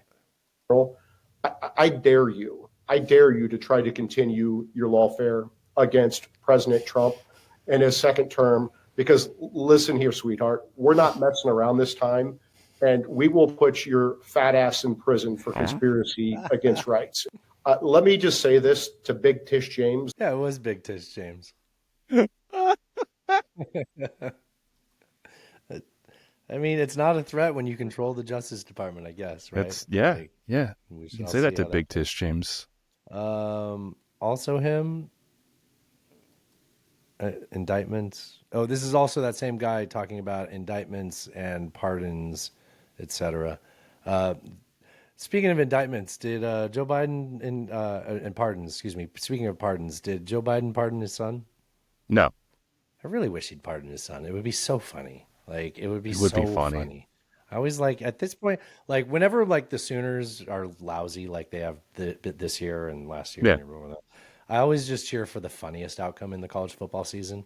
And I'm doing that with politics now. I just want the funniest thing. Like the funniest thing right now would be for Joe Biden to pardon his son. What if he pardoned Hunter and Trump at the same time? That would be... You know what? It wouldn't matter. Trump's going to get No, but Trump's it would be funny. Well, because okay, so if they put the cases on hold until the end of his presidency, what incentive does Donald Trump have to not just never not be president anymore, right? Well, so okay, to avoid that, you can pardon him, and it would be funny. It would be funny. Also, does anybody think he's going to be alive in 2029? I don't. I think the odds of that are pretty. This is a vote for Vance. He's older now than Biden was when he got elected, which Joe seems to have found the fountain of youth ever since he had to stop running for office. It's that ice cream, man. It's that ice cream. For lava to rain down from the heavens, but maybe upon Washington, D.C., would you be that sweet red hot lava for us? I've never been called sweet, and you call me Sweet Ginger, so I think I meant Ben. During my 3-week reign of terror as Trump acting... Reign of terror. Like, sweet, you don't say reign of hot terror lava. without an understand. You don't say reign of terror without an understanding of French Revolution history, right? I imagine not. Like, I will be your Robespierre. Attorney General, before I get chased out of town with my Trump pardon, I will rain hell on Washington, D.C. We've talked about this, Ben. I have 5 lists ready to go, and they're growing. List number 1, we're going to fire. We're going to fire a lot of people in the executive branch, the deep state. Number 2, we're going to indict. We're going to indict Joe Biden and Hunter Biden and James Biden and every other scumball, sleazeball Biden, except for the 5-year-old granddaughter who they refused to acknowledge for 5 years until the political pressure got to Joe Biden. Number 3, we're going to deport. We're going to deport a lot of people, 10 million people and growing, anchor babies, their parents, their grandparents. We're going to put kids in cages. It's going to be glorious. We're going to detain a lot of people in the D.C. Gulag and Gitmo. And list number 5, I'm going to recommend a lot of pardons. Every January 6th defendant is going to get a pardon, especially my... We played this already. We played this because I remember him saying especially, and me thinking I'm not listening to someone that says especially. I apologize for playing this twice. He just galloped a little bit, right? Like he's like, it's going to be glorious. We're going to have kids in cages, and like you know what he's doing. He's playing to people getting outraged and promoting him and all that kind of shit. So Mike Davis, yeah. If we end up seeing that guy being the Attorney General, it's I guess at that point that would be an example of us treating this environment as concerning as it potentially could be. Even I struggle to imagine Trump actually appointing that guy, though, right? To that position. Might be assistant. I don't struggle to imagine Clark's it. on the list. Jeffrey Clark's on the list. Yeah. And the whole Jeffrey Clark thing, do you remember the details with him? Well, he had the plan to overturn the election, and the DOJ was like, if you put this guy in charge, everybody's going to quit. And so he didn't. I wouldn't put it past Trump to nominate him or put him in that position. I still think it'd be funnier if it's a candidate. I think that's It would really be funny if the former lifestyle columnist of a Latina magazine and Yes. a local magazine in Florida ended up, becoming a judge because of Trump, and then becoming the fucking attorney general. Yes, hilarious. That would be the most funny outcome. That would be the You most know what? funny. I'm cheering for it. Thank you for persuading me into it. I'm using my own logic. Yes, thank you. I want to play this clip from Rogan where he said, it turns out elections are real. Oh, turns out voting works. Oh, hey. It's real. As much as we fucking thought they had it rigged, as much as we thought there was shenanigans and bullshit, and it's just a puppet show, and there's no way anybody could buck the system. Turns out voting is still real. So what? So like that is very funny, right? It's but let me be a stick in the mud and just say, you don't get to influence this election at that magnitude and sow that doubt and then turn around and say that and not have the responsibility of spreading the lies that you spread and the disinformation that you spread. There's things that we talked about on the show where you're like, when he interviewed Fetterman and Fetterman doesn't have, he's got a hamster wheel turning around up there and he can't counteract. When he says these Venezuelans are coming in here and they're shipping people into democratic states, they're shipping people to a lot of states. No, he said they're shipping people to swing states, right? Mm-hmm. Well, Like even when he interviewed Illinois and New York, which is where they were sending a lot of those people, right?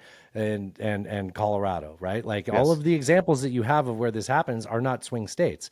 So like you have to accept the fact that you are. Here's my thing with Rogan. I like Rogan. We talk about this on the show a lot. We both listen to Rogan. When he has a strong set of facts, he's got a great mind and he's got a great intuition and his gut is right a lot. When he has a lousy set of facts, his gut is right a lot. But he is susceptible to believing a lousy set of facts. And then he influences people who aren't as critical as even he is. Is that a fair way of putting that? Yeah, well, I think it's his consequences is what he's talking about. And then he just goes, turns out it's real. It's like, man, that is so fucking annoying. I mean, it's his inability to like zoom out and like deal with facts of the matter other than what is being presented to him by his guest, the person he's talking to or interviewing. That's the part that's so Jamie? Yeah. That's the part that's so disappointing to me. Is like you'll have Elon on the show and he says, well, the thing they said about Trump saying that about, women, it wasn't really that. That's not what he said. Okay, sure. But you say that and then you just move on and you don't say all the other things that he's clearly done and said in public view that aren't debatable. He just ignores all of it. Like, that's like, how do you... So he subscribes to a narrative that is being built by his guest and doesn't even attempt to push back. Like that's problematic. Right. Which like we have guests, right? Like sure. When a lot of times when we have guests on, I kind of consider it an opportunity for them to share their perspective and we push back, but a lot of times we're there for a ride for what they're talking about. Mm-hmm. Right.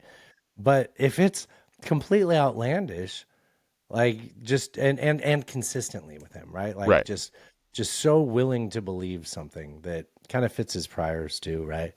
And it's a bit of audience capture as well. Yeah, I suppose that's true. Do you want to see a good clip of our future Secretary? What is it? Secretary of State? Yeah. Rubio? Yeah, this is Marco Rubio coming off an airplane or something. Senator Rubio, will you call for a ceasefire I will not. in Gaza? On the contrary. Senator Rubio. Why do I think this is in Congress somewhere? This is in the Capitol. Will you call for a ceasefire in Gaza? And then he points to the camera. He's like, "Oh, are you filming this?" Filming it. Wait, so I want you guys to get this. I want them to destroy every element of Hamas they can get their hands on. These people are vicious animals who did horrifying crimes, and I hope you guys post that. And what about the? I'm not gonna lie. I like this video of Marco Rubio. Billions I that are blame being Hamas. killed every day. Hamas should stop hiding. If Democrats and Republicans both actually said this more, I think we'd have a lot less bullshit in our national discourse about what's going on. Like if they were so adamant the way he is of saying like, no, good point. I care about that. I care about that. I care about, and I blame Hamas. And maybe like tertiary effects, I blame Israel for committing the acts that caused those deaths. But ultimately, I blame Hamas. Like if more people said that, I think that the unity party would actually be a little bit more united. Behind civilians, putting civilians in the way. Hamas knew that this was going to lead to this. So Hamas has stopped building their military installations underneath hospitals. So you don't care that 15,000 have died? He never said that. See, this is the shit that pisses me off. Like he never fucking said that. You catch me defending Marco Rubio. I care about the babies that are being killed I think every it's day. horrifying. I think it's terrible, and I think Hamas is 100% to blame. That's what I think. Make sure you post that, please. Yeah. He's got my endorsement, Alan. He's got my endorsement. Yes, you're all in on the Marco Rubio camp? No, but I will say that while I say everything that I just said, I recognize that that's the part of me that fell for the neocons in the early 2000s. He's a fucking neocon. Like Marco Rubio is a fucking neocon. If I've ever seen one, trust me, I can smell him. Like I got a George Bush statue back here. Like I fucking know, man. Like that is a fucking neocon. Like for sure. I mean, 1,000%. The thing that he isn't acknowledging is Netanyahu as the head of Israel's 100%. Which state. like that's what we talk about, right? Like Right. we make sure we touch on both of those rails. Absolutely. Right. I can contain both thoughts in my head at And the you same can. time. Please, Yes, please. absolutely. I want to hear you say it because I just ranted. Well, no. So Netanyahu Be the better person, Alan. Politically, for him, it is better for this war to continue. It is better for Gazan children to be murdered every day for him. Like that's better for him. That enables him to stay in power, to maintain the status quo that he has maintained so far. If they were to resolve the conflict, he would be out of power, and the trials would go back on. He'd be because it's kind of a slam dunk in terms of the corruption. Yes. Yeah. And he's been in power for almost decades at this point, and now he just fired Gallant, but Gallant. Yeah. Turns out I didn't know I was sympathetic to Gallant until he was fired, and then he turned around and he was like, he was making statements to like Israeli news saying like, we've accomplished our objective in Gaza. Like there's nothing there left to do. Yes. And he's like, well, this guy can't be here anymore. We can't have that. We keep bombing there. Yeah. Yeah, we still have to keep killing Gazans. That's not a thing we can stop doing. It just sucks. It's because it's all politics, right? Like it's nothing. How do you think it's going to end? How do you think it's going to end? I know that's not where you were going with it. Do you think that people in the West Bank ends up going to Jordan and everybody in Gaza gets forced to go to like Turkey and Egypt? Come on, long term. I mean, that's the only way that it makes sense. And then it's just one state. How is there going to be people that are descendants of these victims that occupy that territory? So what do you call that? Given this government, how could that possibly exist? What do you call that if that happens? That's ethnic cleansing. I think that sounds a lot more like ethnic cleansing, yeah. Ethnic cleansing with a legitimate primary source of the conflict in terms of like the local cause of the conflict, right? Like, we were going to be cunts for a long time, the way we've been cunts for years, but you guys flew a bunch of fucking garage or lawnmower airplanes into our country and killed a bunch of civilians at music festivals. Fuck you, that's the last straw. We're going to go wipe you out of here. I don't think that translates what I just said to like, an ethical treatment of human beings. But I can imagine being like, the people that governed you committed a heinous terrorist act and we're at our wits' end with how to deal with you being our neighbors. You don't get to be our neighbors anymore. I can understand that as a human. I can. Call me a bad person. I'm not justifying this. I'm saying I can understand that.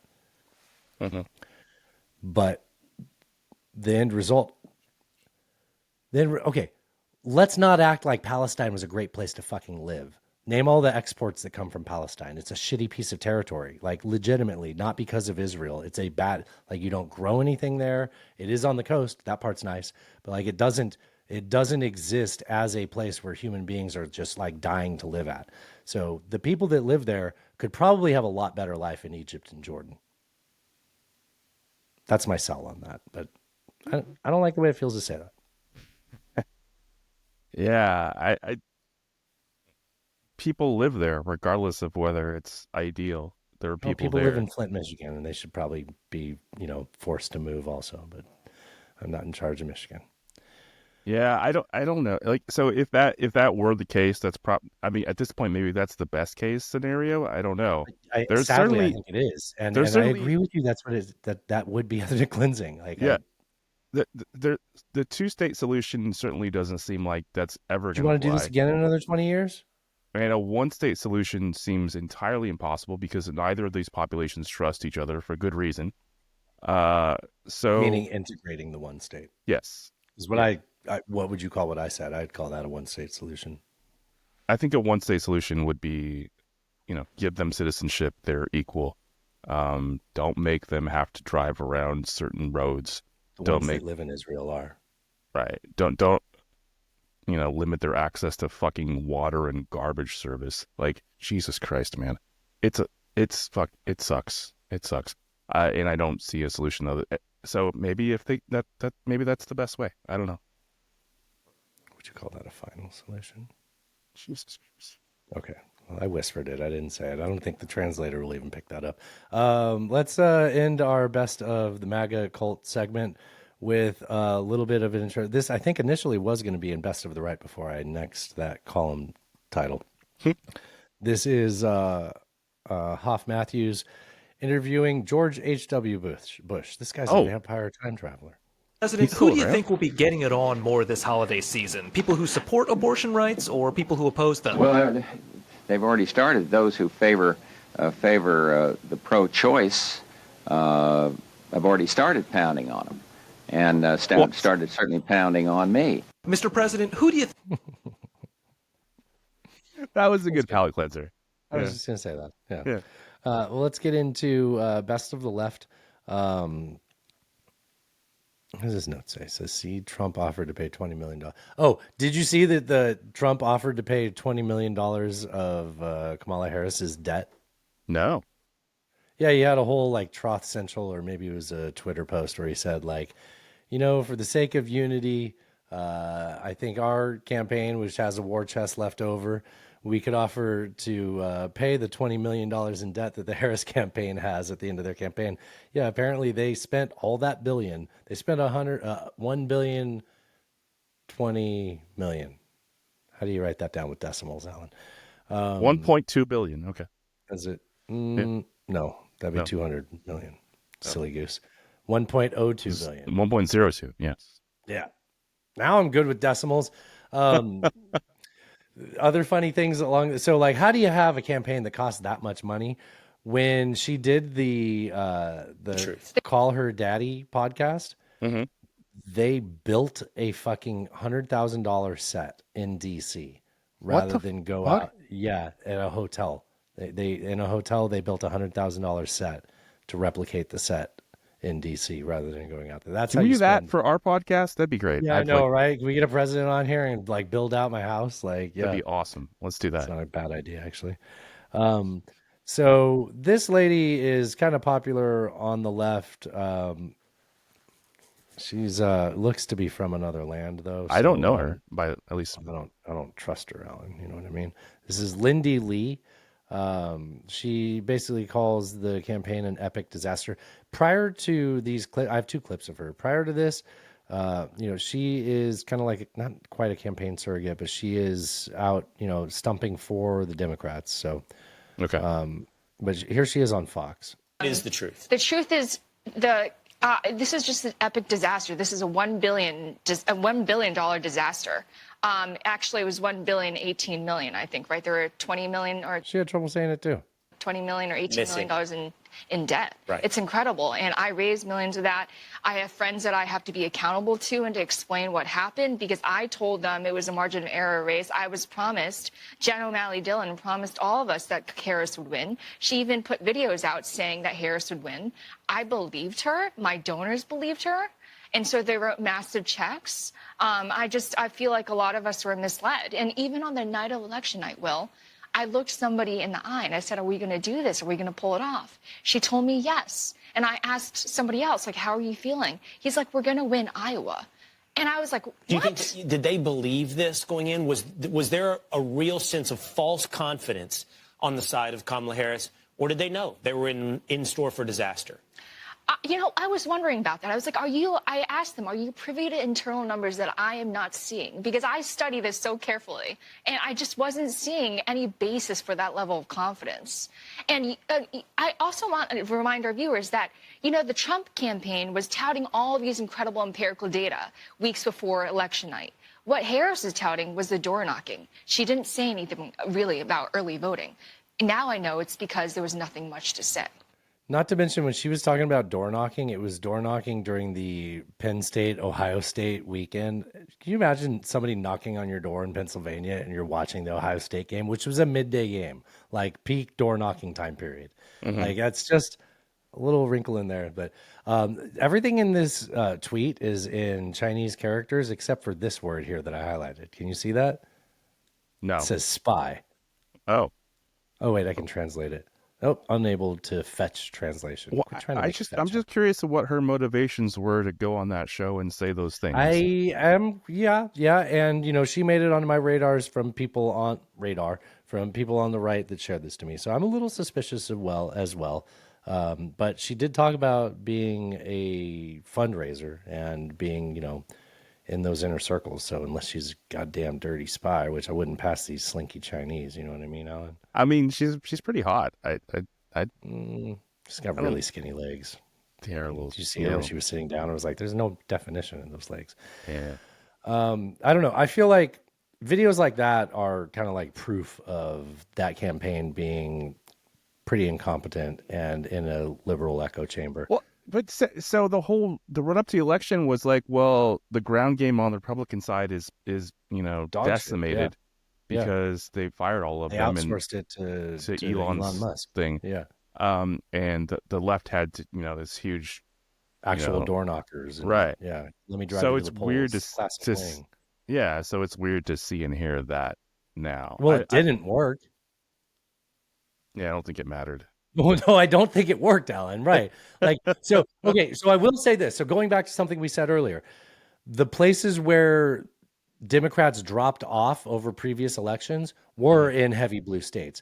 There was a bit of a bump in those 7 swing states, but not as much as what Biden had. And she lost voting from Biden in those states. If you compare her turnout to Biden's turnout in 2020, she lost every one of them. Yeah, by a large margin in most cases. Yeah. Yes. You know who I feel bad for? Who? Alan Lichtman. Oh, who's that?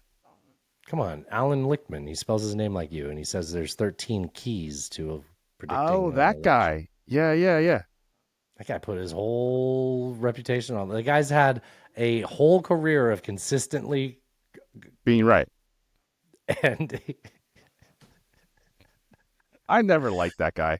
Yeah, I know you didn't. That's why I thought you were going to laugh when I said that. Yeah, I don't really feel bad for poor Alan Lichtman. Not at all. So it turns out the polls were accurate. Like, people were motherfucking these polls saying it's so close. It's 50-50. It's 50-50. This was, in terms of winning every swing state, a landslide for Trump. But every swing state was a few thousand votes. I think it was a mirror image of the 2020, basically, right? Where it was what Biden did versus what Biden did with Wisconsin, Georgia, Arizona, Nevada. Yeah. And about 45,000 votes. He was Trump did in Wisconsin, Michigan, and Pennsylvania. Mm-hmm. And it's really that margin that did it. And I think he's around 2% up in Pennsylvania and less than 2% up in Michigan and Wisconsin, which is within a 3% margin of error, which all the polls said. So I hate it because at the end of the day, we still didn't fucking learn anything. Like, I think we said this on the election night show last week. It was like, one thing I was looking forward to is finding out if polls were accurate or not. I guess they were accurate. I don't know. Within the margin of error, yeah. Yeah. So it's 50-50. If you want to not, yeah. If you want to not like that lady a little bit more, I have another clip from her that I think that if you're already suspicious about her motives, this might. I asked you what the relationship was between Biden world and Kamala Harris world, and you told me it was bad. It was bad predating the campaign. Where does Obama world fit in this? There's. I don't want to break the Democratic Party into these, three fiefdoms, because there's probably more. Nancy Pelosi is a huge power player, but Barack Obama, the Obama world, is a huge player. How do they fit in the tension or the happiness of Democrats? I think the Obama world lives at the bottom of the fucking ocean right now with Hillary Clinton world, right? Like, pretty much. Like, if there's one thing that is for certain after this campaign is that the Obama coalition and the Clinton coalition are dead. It's over. And Democrats need to recognize that. Otherwise, they are going to continue to have losing campaigns. Like that does not win you guaranteed votes. And it just doesn't matter under the modern paradigm. Did you freeze? No, I was waiting for you to press play. I thought you were going to press play. No, I thought you were going to add something to that, being the resident Democrat. Fine, here. Or the happiness of Democrats? That's a really good question. I want to point out that they waited 3 days. You really didn't have anything to say to that? Like, I just said, motherfucked, like, Obama's dead, Hillary Clinton's dead, Democrats ain't going to do nothing if they can't get past this moment. And you're like, well, play the video. No, well, because I agree completely. I think that clearly that coalition, whatever it was, no longer exists. Yeah. And I get it. We've talked about this in the hidden track, but it's worth repeating ourselves for the rest of these plebs that don't pay for it. Just because we've said that to the the superior listeners doesn't mean that these guys don't deserve to hear our take sometimes. Indeed. I want to point out that they waited 3 days. Michelle and Barack Obama waited 3 days to endorse Kamala Harris. It was a silence heard around the world. After Biden dropped out. That's true. Hold on. Put yourself back there. It was weird. I think they were waiting to see what happened and to have their endorsement be more of a pop. I don't buy that. I feel like if you don't endorse that in that moment immediately, that says something. And I think that's what she's talking about. Waited 3 days to endorse Kamala Harris. It was a silence heard around the world. And prior to Biden's endorsement that no one really anticipated, they were vetting people like Mark Kelly. Kamala Harris wasn't at the top of the ticket. So Biden's endorsement of Harris caught a lot of people off guard, even the chieftains of the party. I really think it was a big it was a big F you to everyone. I'm so sorry. It's all right. I think I'm getting a vivid picture. I didn't finish the word. I'm pretty sure she finished it. I heard the fuck word, Alan. I did hear it. I'm not mad about it. Shit, man. I mean, we can, hindsight, it's 2020. We can relitigate this. I think this is an interesting form of a postmortem. I don't think that we're doing like the classic. I haven't heard the New York Times talking about this. Yeah, that's fair. Man, there were so many things that could have been done differently, that may have changed the outcome of this election. But overall, if you look at that map, especially the county map. If you look at the county map. Okay, you said that when we had Mr. Fun on, and I know he wanted to say this too. When you look at the county map, it's very misleading.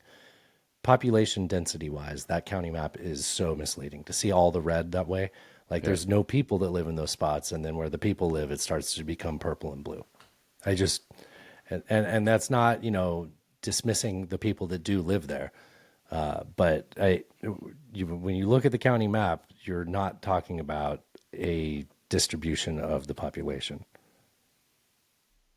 Yeah, but it's not nothing. So let's say that perhaps there had been a Palestinian speaker at the DNC and that Kamala had come out more. You would have got Dearborn, Michigan. Congratulations, you lost. Yes. If you won Michigan, the whole state, congratulations, you still lose. If you had been more, I am not the same as the Biden administration, I'm going to be When she better. went on The View and said that there wasn't anything different that she would have done. Yeah. Yeah. It's So like, if she hadn't done that, does she win Pennsylvania? I don't think so. Maybe. No. Maybe, but if she does, she still loses. Like I don't know. It's just given the way this election went, that he won every swing state. Whatever she could have done to change the scenario, to move, 0.5% here, 0.25% there, I don't think it would have been enough. And then, so if you want to go back further and say, well, Biden steps out and says, I am not going to run, and there's a Democratic earlier or when he did? No, earlier. If he says, I'm not going to run, and that was what Nancy said. Like, did you see Nancy do an interview with the New York Times? Did you read it in your New York Times, where she said that she blamed Joe Biden not dropping out earlier and Kamala Harris for not having a primary? Like, she fucking said that. Yes. Nancy Pelosi said that. Yeah. Like. But even if you go back and do that, there was so much just anti this administration, and there are reasons for it that I don't know that any of that would have mattered, man. I just don't know. Right, because everybody, that side of the campaign that me and you bought into too was assuming that there was a majority of the population that was unwilling to elect Donald Trump as president, despite and we were wrong. Being the other candidate with this administration, which we have all of our disagreements with this administration too, right? Yes. It is kind of funny. So like, I'm going to say it anyways. They hate it when I say it, but I'm going to say it anyways. Like if you're going to call her the DEI candidate, this is the perfect outcome for a DEI candidate. We're not allowed to blame the candidate because it's not their fault. They're just brown. Like they didn't get the job because they deserved it. And then when they fail, they don't get the blame either because it wasn't their fault that they got put into that position. It was all these people with authority that put them into the position in the first place to lose. Right? That's lit. Come on. Is that not what you're seeing? I mean, I wouldn't. It's like, what are you hearing? It's the racist voters because she has too much melanin and whatever form of genitalia constitutes a woman these days. Like that's what happens, right? Like, I wouldn't quite characterize it that way, but that's yeah, I can see that, and it's very funny. Thank you. I like being funny. Let's do here's from the press. Speaking of Peter Dusty asking a question. Speaking of melanin, here is the current press secretary, and god damn it, I can't wait to see this bitch leave.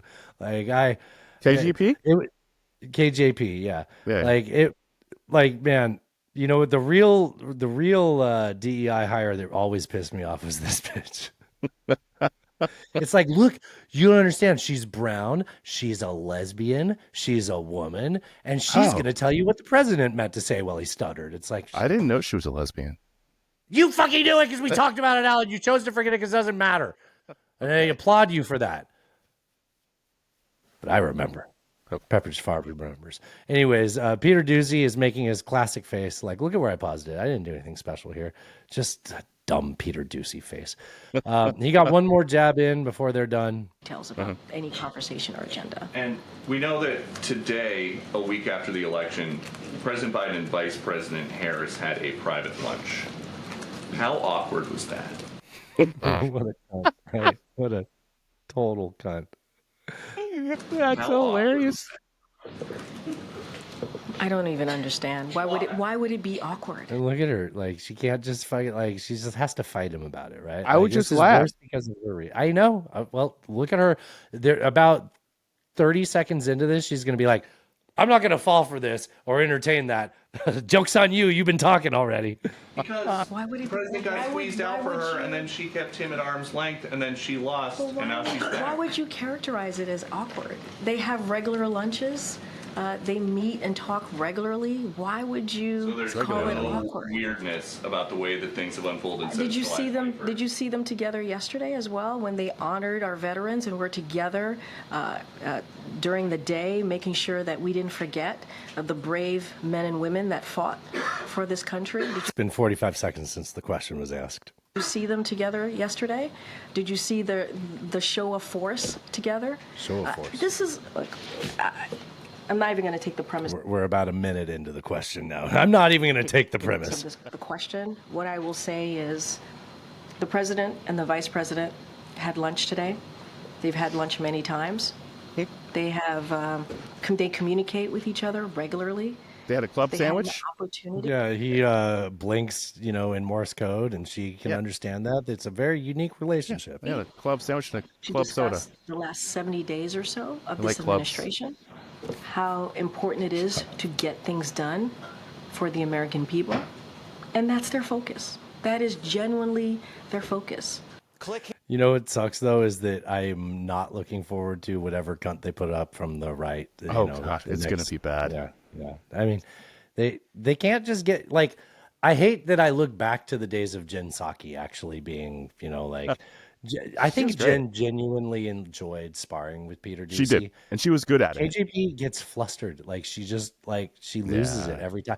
Like honestly, like objectively, she should have been replaced because of her inability to handle that more smoothly. Like case in point right there. Yeah, I can see that. Where are we? I think I had other things I was going to play about Kamala Harris and DEI and stuff, but I don't know what else I wanted to play about that. I think we're doing pretty good on time. Why did you notice Jill Biden wore a red suit on election day? No. You didn't see this? No. She wore like a red blazer, red pants, and maybe even a red shirt. Like it was like Interesting.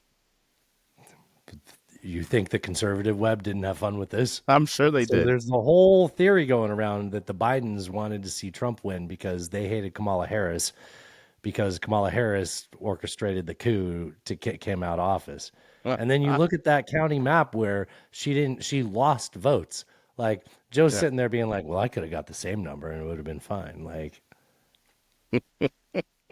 I mean, you don't replace someone and then do worse, right? Like that's like being the backup quarterback and throwing an interception. And that is what happened, literally. As a pick six more than anything, actually. Yeah. And then my other favorite theory that was going around was that and I don't know how serious this was because the only people I've heard talk about this as being serious were people that are very conservative, saying that the Democrats should force out Sonia Sotomayor. How? They should tell her to retire so that they can get because she's the next liberal judge age-wise. So they're worried about another Trump appointee. Another Ginsburg where she dies at the last minute. Yeah. They're like, listen, old bag, we can't have you dying at the end of the J.D. Vance presidency, right? So we need to get you out now. And then the extension of this was they should replace her with. Come on, take a guess. I'll give you one guess. I'll give you a hint. She's a former attorney general. Kamala Harris. Yes. So, like, we've been here before. Like Biden or I got you. That's good. So we've been here before. Like Obama had a legit opportunity to appoint a justice. He wasn't even in the lame duck period, right? Like it was just campaign season. Right. And they were like, no, we're not going to do it. So they just do the same thing, especially if you're saying the nomination is Harris. Like, could you imagine Supreme Court Justice Harris? God, like that's actually more terrifying than her being president for 4 years. The simulation is breaking down around us as we speak. So that would be fun, I think. I think that's fun. Sure. You know what? That Make would be her the a most... Supreme Court Justice, Cannon the AG, And let's just fucking see what happens, you know? Like, I'm let's just run enjoying this this. car into the fucking bank. I don't care. Let's just go. I am enjoying this anarchist arc that Allan is doing. Like he's given up on institutions. This is like, I've been friends with Allan for a long time. I normally see him restraining me from going down these threads of thoughts. Let's I fucking like this. go. It's fun for you. Oh yeah, the other thing that I'd seen spread around was that Biden should just resign for fun. Have you seen this one? I think I've heard of this. Yeah. So Biden should resign for fun so that Kamala Harris could be president. That's not the kicker. The kicker is Trump sold all this 45, 47 stuff, and it would have to make him change it to 48 because Harris would be president 47.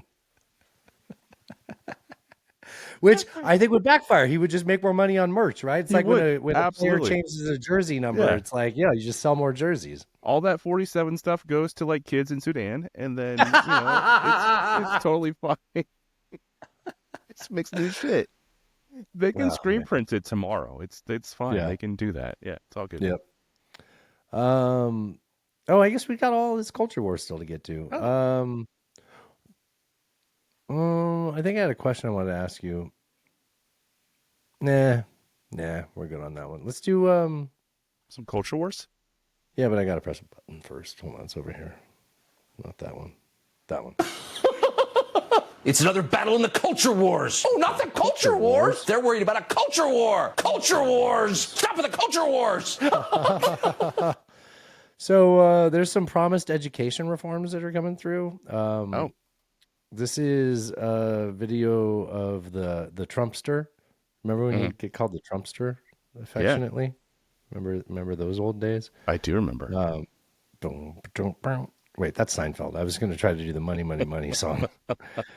So this dude, I did a job the other day at this New York restaurant. There was a New York deli, and one of their TV screens was where I was working at the whole time. And it was like a long job. It took me like 3 hours to get it done.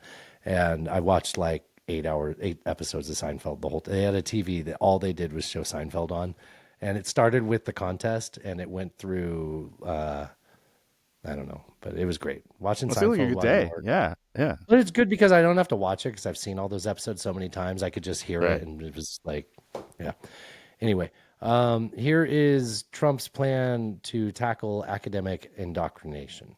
Tuition costs at colleges and universities have been exploding, and I mean absolutely exploding, while academics have been obsessed with indoctrinating America's youth. The time has come to reclaim our once great educational institutions from the radical left, and we will do that. Our secret weapon will be the college accreditation system. It's called accreditation for a reason. The accreditors are supposed to ensure that schools are not ripping off students and taxpayers, but they have failed totally. When I return to the White House, I will fire the radical left accreditors that have allowed our colleges to become dominated by Marxist maniacs and lunatics. Have you noticed the pacing on this is different than that one that I said was 2 years old? Very different, yeah. We will then accept applications for new accreditors who will impose real standards on colleges once again. Oh, I'm also, I don't care if you hate me. I like this. I'm hearing all this and just like, imagine while you hear this video, if it's Professor Galloway telling you this and it's not someone saying dumb shit like Marxists and lunatics and all that stuff. Like, that's just flourish on it. Like find the meat on this bone and tell me that you don't think this isn't that good of an idea. And once and for all. These standards will include defending the American tradition and Western civilization, protecting free speech, eliminating wasteful administrative positions that drive up costs incredibly, removing all Marxist diversity, equity, and inclusion bureaucrats, offering options for accelerated and low-cost degrees, providing meaningful... Okay, so bunch of bullshit options for accelerated and low-cost degrees. Job placement and career service. Meaningful job placement and career services, because you know everybody that staffs those positions don't do dick. And implementing college entrance and exit exams to prove that students are actually learning. Why does he have to sway back and forth while he's talking so much? And getting their money's worth. Furthermore, I will direct the Department of Justice to pursue federal civil rights cases against schools that continue to engage in racial discrimination. Pretty sure we agreed with the Supreme Court when they got rid of this. Maybe we didn't. Maybe I did and you didn't like it. And schools that persist in explicit unlawful discrimination under the guise of equity will not only have their endowments taxed, but through budget reconciliation, I will advance a measure to have them fined up to the entire amount of their endowment. Which fucking good. These guys sit on a huge fucking egg with their endowment and they don't fucking touch it and they act like they need more money. There's no way that's gonna. There's no way he would do that. There's fucking no also way. Also that. There's no that. way. But if a fraction of this happens and it's just not the worst fraction of it, I think this is a good thing. There is absolutely no fucking way he will tax or seize those endowments because the people that are around him that have his ear will prevent him from doing that. There's no fucking way. The higher education system in this country sucks, and it's mostly because of Reagan. And so that's where we are. And yeah, if you look at Isn't it going to be great when like 30 years from now, we're going to be able to be like, what's this thing that sucks about right now? And we'll be like, well, it all goes back to what happened in the Trump administration. The same way today we can point most of our problems to what happened. Like, why does the middle class not exist, Alan? Well, mostly the Reagan administration. Mostly Reagan. Like, Yeah. It's that's so funny because Reagan would hate everything he just said in that speech, but he's the party of Reagan. Well, not anymore. It's the MAGA party. Today is okay, I think I have some notes for where I want to start this next clip. So I want to start this at the 4-minute mark. I've been on a kick of watching Hannah Cox's shows, and she had a really good niche one that was about. We've talked about it here before, like trad wife, right? Like, and I'm tempted to get into some of my commentary on this, but I think it'll overlap with a lot of hers. But when I think of trad wife, I think of guys saying it and saying they want trad wife, and I often think like, guys, don't get mad at me. I think your version of that might not be a woman's ideal version of that life. Let's just say it that way. And vice versa. I think women that want that, which is what this clip is about. This clip is about a woman who's saying like, I just want to live farm life and blah, blah, blah, and have a man that can support me so that I can raise children and all of this. And that sounds cool on its face, especially when we have demographic inversion and all that kind of stuff. But what I like about Hannah is she's like, okay, how about we walk through that? I'll save it for the clip. To roll this clip for you. I would love to be a stay-at-home mom. I would love to be a homemaker and a wife. I would love to be able to live on a homestead and go milk my cow and take the eggs out of the chicken coop and have one baby in the belly and on my hip and another toddler coming behind me. That's like my dream, but I can't fucking do that because the way the economy is set up is I'm forced to work. I'm forced to get an education. I'm just going to say this off the front, and you can tell me if you think I'm full of shit. Judging by the way she talks, like the way she speaks and her speech patterns, I don't think she knows dick about that life. You okay with me? You know, you're listening. Me, West Coast elitist. You know what I mean? Like, I doubt she's ever milked a cow or knows how. Exactly. Yeah. That's like my dream, but I can't fucking do that because the way the economy is set up is I'm forced to work. I'm forced to get an education, a higher education, a college degree in order to make enough money that I can be financially independent and afford my own home or my own rent or my own gas or my own groceries, my own insurance. And it's extremely difficult to do that. And it's very isolating as a woman when you have to do all of that all on your own, and you can't find somebody that you can outsource some of those chores and financial responsibilities like you would with a spouse. Chores and financial responsibilities. Mm-hmm. No, being a single working woman absolutely sucks. It's the worst thing ever. I hate it. I would go back to the 1950s in a second just so I wouldn't have to deal with this shit. Imagine if there were dudes being like, I wish I could be a single working man back in the days when my wife took care of me. That's literally the inverse of what she's saying. Talking about a traditional nuclear family where the woman doesn't work in a married household with kids. And statistically, that was the case. You're a single woman who isn't married with kids yet. So I'm for because of the way it is. Most women were married by the age of 21 up until the 1970s. I think it's a woman's choice. Before that, it was societally encouraged to marry young. Yeah, and it was better for women mental health-wise, long-term, to be able to go into that long-term committed relationship and have the established family instead of being forced to slave away for a corporation that doesn't like you, doesn't care about you, makes you sit under fluorescent lights for 8, 9, 10 hours a day. You get a lunch break, you get health You mean like your husband would do? I was just insurance. going to say You that. have somebody who loves you staring at you every day like your child. Yeah, because your kids are going to love you. No. Horrible. This is my least favorite version of female. It is one This is Hannah. thing to be uninformed or to lack intelligence. It's a whole other thing to be loud about it. And it's first of all to seek to harm others due to your own ignorance. So she's really just rounded out the pack here. I want to break down what she said. First and foremost, this woman does not want to be trad. Like, LOLOL. She can't even take care of herself. She can't even handle her little, 9 to 5 job with air conditioning, but she's going to be trad?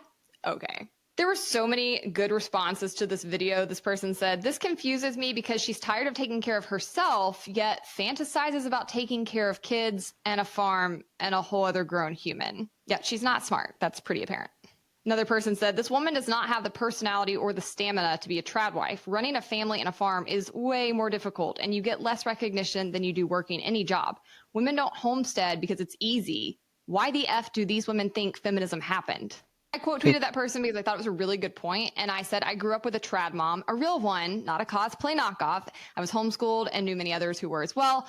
Everyone had 3+ kids. Many were also full-time pastors' wives, which is an unpaid full-time gig on its own. Most made their kids clothes and garden and cooked from scratch on top of homeschooling. These women were tough as nails with boundless energy. My mom could put out a fire or get an appliance installed as fast as she could pick flowers. Like I said, the tradcons don't really want to be this woman, nor do they have it in them. They're just lazy and want to be rich without having to work. Like, this is the kind of woman who literally sits there and watches ballerina farms and thinks that being a trad wife is like looking pretty, wearing cute dresses and taking cute photos with babies, maybe walking out to milk her cow in the morning. Like, they've never actually worked on a farm. They've probably never even lived rurally. They've obviously never raised kids. And their idea of what they think a trad life would look like is actually so laughable to anybody who's actually been in proximity to it. The real problem she has, and it's actually very, very apparent if you just listen to the video. I'm going to play at least another minute of it. Do you have any thoughts before we just let her keep going? I mean, she's hitting all the notes. Yeah, it's like I have to get an education. I have to work in this place, this corporate place where these fluorescent lights are. No, I don't want to do that. Okay, cool. Like, nobody wants to do that. And I'd like a man to do that for me, right? Yes. Yeah. So okay. Is that this girl doesn't want to work, period. And she thinks that opting into the trad life would get her out of the drudgery of work. What she really wants is a man who will do the work for her and provide for her so that she can stay in an extended state of adolescence. And I just have a problem with people who don't want to work. Like, I don't respect them. I don't think there's validity to their points. I just think that they are largely lowlifes. People should work. It is the state of the human condition. Feminism didn't make you work, you absolute dolt. People have had to work throughout human history because there is no incentive for people to go and do all of the actual labor required for you to have a heated and cooled home, for you to have regular different kinds of food that you're getting at the grocery every week, for you to have an assortment of clothes that you might need, for you to have the makeup that's on your face. Like, they are so childish in their mentalities. I don't know what they think would incentivize people to go and do all of the gathering and producing and supplying necessary for them to live a comfortable life if some people don't work, right? Like, it's just actually a scarcity of resources and basic reality that the vast majority of people throughout human history have had to work, including women. That's not a new concept, and it's certainly not something that came about because of feminism. No, feminism gave you the option to choose what kind of work you did and ensured you got paid for it and ensured you didn't starve if no man found you appealing enough to float you. You absolute bimbo. I made a note to play it through the word bimbo. So that was enough. Yeah. You absolute bimbo is my favorite line of the whole clip. Yeah, like, God forbid we go back to that time period where you couldn't even get a fucking credit card. Like, right, or own property, or vote, or all of those things. I mean, look at what voting got us, Alan. We almost had a woman president twice in the last 8 years. I mean, let's not get carried away. All right. Before anybody thinks we're some, women's lib podcast, right? We got those 4 women that listen to this show, and they seem to like us despite our sexism. Have you heard about Operation 4B? No. Maybe not by the title. You've referenced this on a recent show. It's I think you said it came from some other culture. Maybe it was the Philippines. It was some. I don't know why that's the first place I thought of, where there was like women that abstained from sex until their demands were met. You talked about this? I thought. I swear you talked about it when we had a guest. Oh, maybe it's not. It wasn't called Operation 4B when we talked about it, but yeah, basically, under this protest movement 4B, which is being talked about nowadays because women are upset about this election. Mm-hmm. Men will be cut off from sex by their liberal wives until demands are met. Hey, I've even heard of such extreme cases where they won't even be allowed to hold the camera for their wives' boyfriends. That's extreme. Y'all let me in this damn house. Oh, how about that? Come in the name of peace. LMFAO. So what in the world is this? Trump's pee-pee. Why would you say something that stupid? I come without explanations or solutions. See you next time. I'm a very sexy lady, cat turd. I will not suffer this harlot. How great! An anti-American Marxist! Ted Cruz, go fuck yourself. Read the news. China is asshole! God bless the United States. Now this is Podcasting. See, man, kept it tight. 2.5 hours. Not bad. Cheers. That was fun. Drive safe, bud.